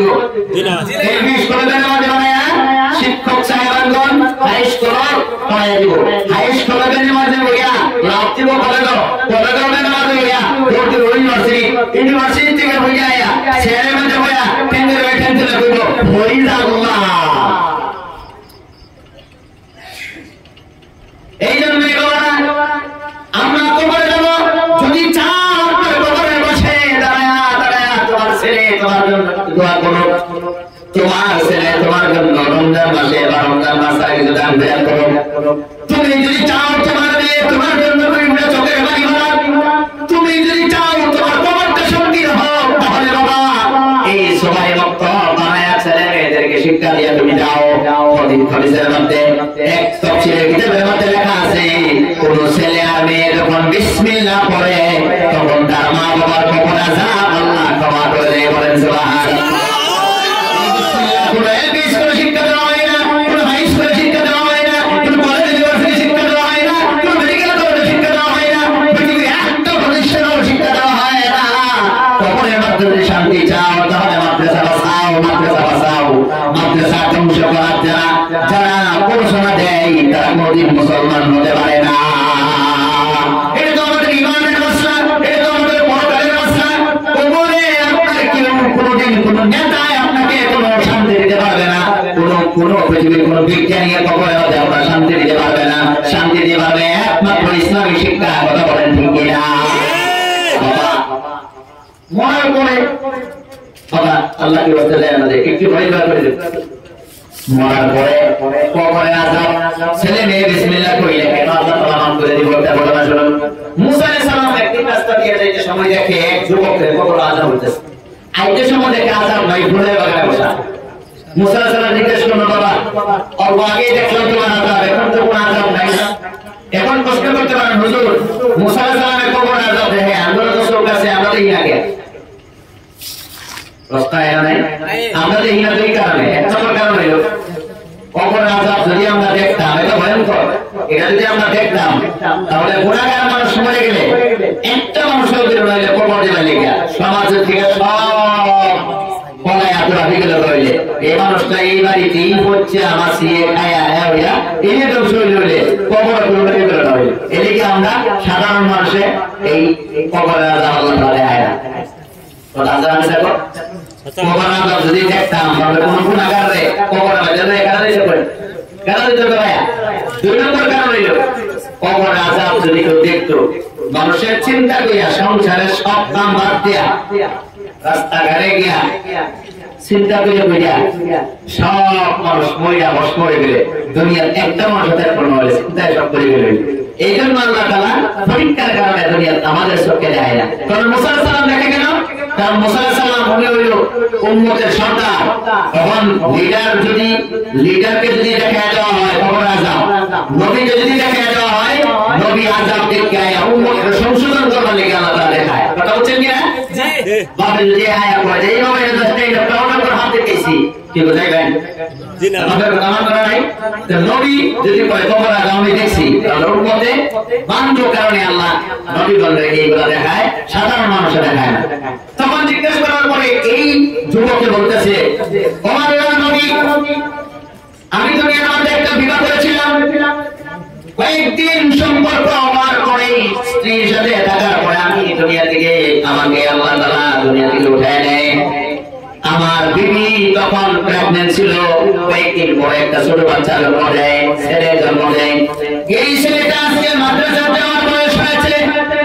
আশা করেছিলাম আমার স্ত্রীর সাথে আশা আকাঙ্ক্ষা করেছিলাম আমার ছেলে যদি জীবিত থাকে, আমার ছেলে যদি বড় হয় মাদ্রাসায় লেখাপড়া করাবো।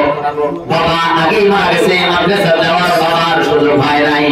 তার মা কথাটা মনে রাখছে, এই বুকে সেই যন্ত্রণা নিয়ে বাবার কথা ফুলফিল করার জন্য ছেলেটারে ইসলামিক ড্রেস পরিধান করায়া একটা লোকেল মাদ্রাসার মধ্যে গিয়া হুজুরের হাতে ছেলেটা দিয়া তার মা কয়, হুজুর চোখের পানি ভরায় কয়, হুজুর বাবার বড় আশা ছিল ছেলেকে আলিম বানাবে, বাবা আজকে দুনিয়ার মধ্যে নাই। এই ছোট ছোট বাচ্চাকে আপনার কাছে দিয়ে গেলাম, এই ছেলেটারে আপনি আলিম বানায় আমার ঘরে আপনি বানায় দিবেন। হুজুরে মুস্কি হাসি দিয়া এই ছেলেটারে গ্রহণ করিয়া তখন মা যখন চলে যায়, এই ছেলেকে হুজুরের সামনে বসে কয়, বাবা তুমি কও বিসমিল্লাহির রহমানির রহিম। বাংলা বাংলা দিয়ে এই এতিম ছেলে যখন এই উচ্চারণ করে বিসমিল্লাহির রহমানির রহিম অর্থ হইল আমি শুরু করে দিয়েছি ওই আল্লাহর নামে, যিনি দয়ালু, যিনি অতি দয়ালু, অতি মেহেরবান।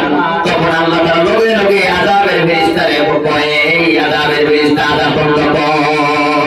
ফেরেশতা কয় তোমরা বছর ধরে আযাব দিতেছি, কোনদিন তুমি বলো না আযাব বন্ধ করো, এখন কোন আমার কারণে এটা আযাব বন্ধ হলো? আল্লাহ যদি জানাইতা, আল্লাহ এই ফেরেশতা বলে, এই ফেরেশতা শুন, এই যে আজকে এই যুবকের এতিম ছেলে মাদ্রাসার মধ্যে গিয়া আমারে বিসমিল্লাহির রহমানির রহিম বলতেছে, তার অর্থ হইল যে আমি শুরু করেছি ওই আল্লাহর নামে, যিনি অতি দয়ালু, অতি মেহেরবান। ও ফেরেশতা তুমি বলো, আমি যদি তার এই এতিম ছেলের বাবার নামে কষ্ট দেই, এই এতিম ছেলে বলতেছে আমি দয়ালু, আমি মেহেরবান, আমি যদি তার বাবার কষ্ট দেই তাহলে আমি দয়ালু হইলাম কিভাবে, আমি মেহেরবান হইলাম কিভাবে? যেহেতু এতিম ছেলে আমাকে দয়ালু বলতেছে, সেই এতিম ছেলের বাবারে শাস্তি দিলে আমি দয়ালু, এই গুণটা আমার থাকে না। এই জন্য এই ফেরেশতা আযাব বন্ধ করতে বলেন সুবহানাল্লাহ।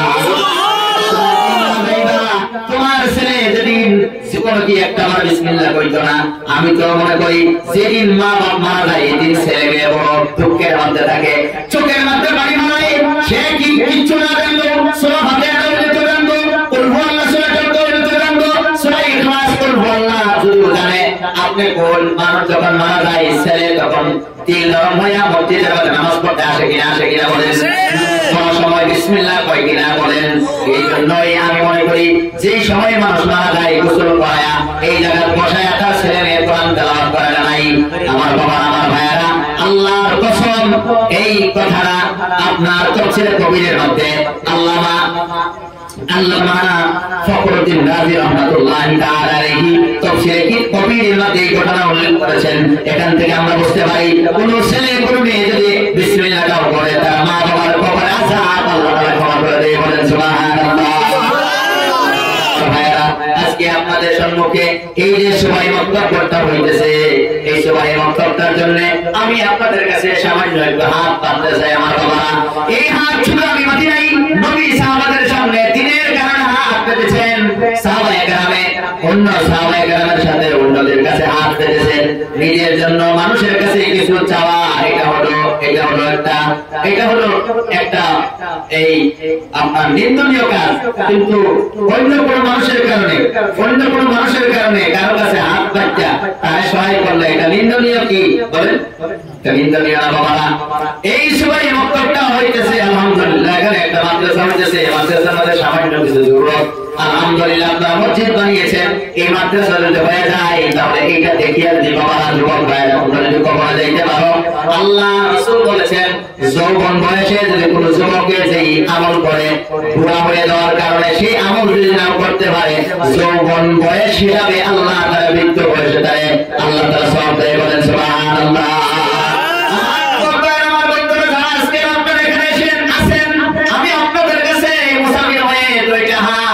এই মাদ্রাসার জন্য আমি আপনাদের কাছে সামান্য কিছু আমি চাইতে চাই। অনেকের মা নাই, অনেকের বাবা নাই, অনেক এই দুনিয়া থেকে চলে গেছে। হাদিসের মধ্যে আল্লাহ রাসূল বলেছেন যে যদি কোনো মা বাবার জন্য ছেলে দান করে পাহাড়ের মতো আল্লাহ কবুল করে, এটা কবুল করে তাদের কাছে পৌঁছায় দেয়। কয়েকদিন আগে আপনাদের কসুয়ার একজন স্বনামধন্য আলিম হযরত মাওলানা মুফতি আব্দুল করিম সাহেব, সবাই আপনারা ছিলেন করিম মুফতি করিম সাহেব, উনি কোরআন তেলাওয়াত করেন, দান খয়রাত করেন। একদিন ওনার বাবাকে উনি স্বপ্ন দেখছে, স্বপ্ন দেখার পরে ওনার বাবা জিজ্ঞেস করছে, আব্বা জান আমি আপনার কারণে কোরআন তেলাওয়াত করি, দোয়া করি, দান খয়রাত করি, আব্বা সেটাকে আপনি পান? ওনার বাবা মুস্কি হাসি দিয়া কয় সেটা আমি বাবা আমরা পাই, বলেন সুবহানাল্লাহ। এই জন্য বাবা গো, ছেলে মেয়ে যদি মা বাবার জন্য কিছু না করতে পারে, যারা মারা গেছে তাদের জন্য আমরা কিছুই করতে পারি না। কার কার মা বাবা একটু হাতটা উঁচু করেন না দেখি, কার কার মা বাবা দুনিয়া থেকে চলে গেছে? অনেকের মা বাবা দুনিয়া থেকে চলে গেছে, দাদা দাদি কার কার নাই, দাদা দাদি কার কার নাই? নাই, নানা নানি কাকার নাই, গর্বা এখন যদি বলি সবাই তোমরা হাত তোলো। আমার দাদা দাদি নানা নানি দুনিয়া থেকে বিদায় হয়ে চলে গেছে। আমার বাবা আমার ভাইয়েরা একটু চিন্তা করেন, অন্ধকার কবরে তারা চলে আসে।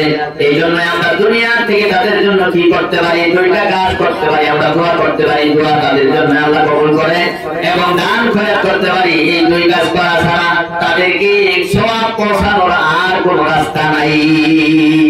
এখন আপনি যদি চান আমার বাবা কবরে সুখে থাকো, আমার দাদা আমার দাদি কবরে সুখে থাকো, তুমি যদি তোমার বাবা তোমার দাদা দাদির জন্য যদি কিছু করে যাও, তোমার ছেলে মেয়েও ওই বড় হইয়া তোমার জন্য দান খয়রাত করে কিছু করিয়া তোমার যাইবে। এই জন্যই বাবা আমার ভাইয়েরা আমার, এই মাদ্রাসার সামান্য কিছু আপনাদের কাছে আমি হাত বাঁধতে চাই।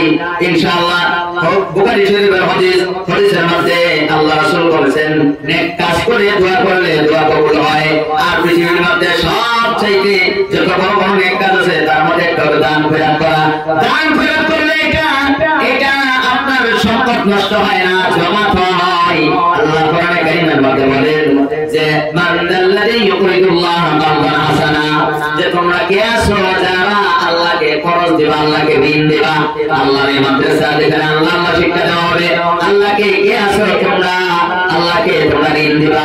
যারা আল্লাহকে কর্জ হাসানা দেয়, যারা ঋণ দেয়, আল্লাহর রাস্তায় যারা খরচ করে, আল্লাহ বলেন ফায়ুদাইফাহু লাহু আযআফান কাসীরা।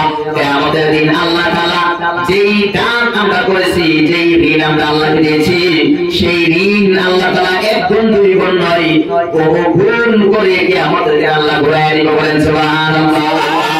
রাসূল বলেছেন যে তোমাদের সম্পদ যেগুলো দুনিয়ার আছে এগুলো তোমাদের সম্পদ নয়, যেগুলো তুমি আল্লাহ রাস্তায় দান করে দিয়েছো সেগুলো হলো তোমাদের সম্পদ। সাহাবায়ে কেরাম বিলাল রাদিয়াল্লাহু তাআলা আমার বাবা শরীরের লজ্জাস্থান ঢোকার মাত্র একটা কাপড় ছিল। এই বিলাল রাদিয়াল্লাহু তাআলা লজ্জাস্থানটাকে মতো সামান্য একটা টুকরা কাপড় ছিল। এই কাপড়ের সম্পত্তি ছাড়া বিলাল রাদিয়াল্লাহু তাআলা কিচ্ছু ছিল না। তারপরও নবী সেই বিলালকে উল্লেখ করে উদ্দেশ্য করে বলেন, আনফিক ইয়া বিলাল, ও বিলাল রে তুমি দান করো। সাহাবায়ে কেরামে দান খয়রাত করেছেন। নবীর প্রথম স্ত্রী প্রখ্যাত ব্যবসায়ী আম্মা খাদিজা রাদিয়াল্লাহু তাআলা আনহা আজকের জামানায় লক্ষ লক্ষ কোটি টাকার সম্পত্তির মালিক ছিলেন, কিন্তু শেষ পর্যন্ত একটা টাকাও ইসলামের কারণে রাখলেন না, সব দান করে দিলেন। আয়েশা রাদিয়াল্লাহু তাআলা আনহাকে নবী দুনিয়া থেকে যাওয়ার পরে অনেক সাহাবারা হাদিয়া দিতেন, হাজার হাজার দিনার দিরহাম দিতেন। আয়েশা রাদিয়াল্লাহু তাআলা আনহা বলেন, যে দিনার দিরহাম আমার যারা হাদিয়া দিত, এই হাদিয়াগুলো আমি দান না করে আমার ঘরের মধ্যে আমি ঢুকতাম না। সাহাবায়ে কেরামকে বলো, তুমি বাগান দান করে দাও 100-200 খেজুরের গাছের বাগান এক কথাই নবীর কথাই দান করে দিতেন। তারা কোনদিন কিছুই করতেন না, কারণ আল্লাহ কোরআনে কারীমে বলেছেন, ওয়ানফিকু মিম্মা রাযাকনাকুম, আমি যা রিজিক দিয়েছি তা তোমরা কি করো, দান করো। আল্লাহ বলেন, নামাজ যখন শেষ হয়ে যায়, যাও ইনকাম করো, রিজিক তালাশ করো। তাকু মিন ফাদলিল্লাহ, ফাইদা কুদিয়াতিস সালাহ ফান্তাশিরু ফিল আরদ, যখন নামাজ শেষ হয়ে যায় বসিয়া থাকিও না, দিনের বেলা তোমরা যাও, তোমরা ইনকাম করো। ইনকাম করবা কেন? ইনকাম করবা তোমাদের নিজের জন্য, আর যারা ইনকাম করতে পারে না তাদের জন্য তোমরা ইনকাম করবা।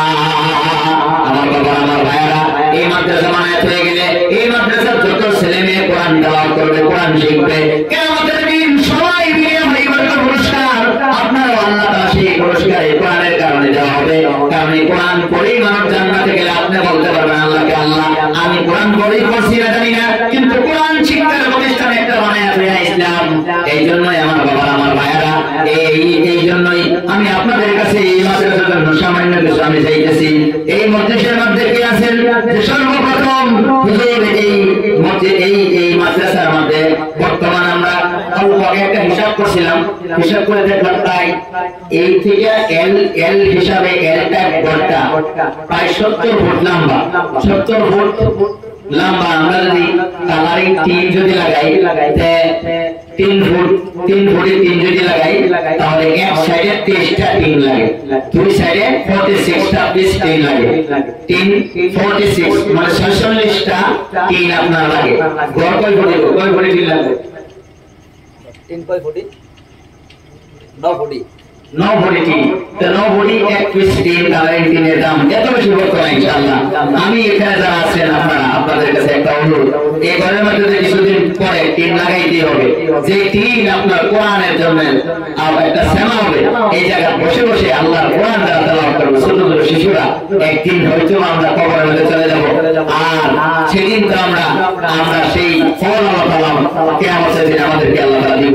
আমি মুসলমানদের দোয়া করি আল্লাহ এই ঘরটা, এই টিনগুলা ইনশাআল্লাহ যে সমস্ত ভাইরা তোমার আল্লাহ এই ঘরের জন্য টিনগুলা দিবে, কিয়ামতের দিন আল্লাহ তুমি তাদেরকে আরশের ছায়া তলে, আরশের ছায়া ছাড়া কিয়ামতের দিন আর কোনো ছায়া থাকবে না। আর হাত উপরে সূর্য থাকবে, মানুষের মগজগুলো গলিয়া নাক কান দিয়ে বাহির হবে, পানির পিপাসায় জিহ্বাটা রাসূল বলেছেন নাভি পর্যন্ত চলে আসবে, উপরে ঠোঁটটা কপাল পর্যন্ত চলে যাবে। এমন অবর্ণনীয় কষ্টের মাঝে আল্লাহ তুমি তাদেরকে আরশের ছায়া তলে আল্লাহ তুমি জায়গা দান করে বলেন আল্লাহুম্মা আমিন।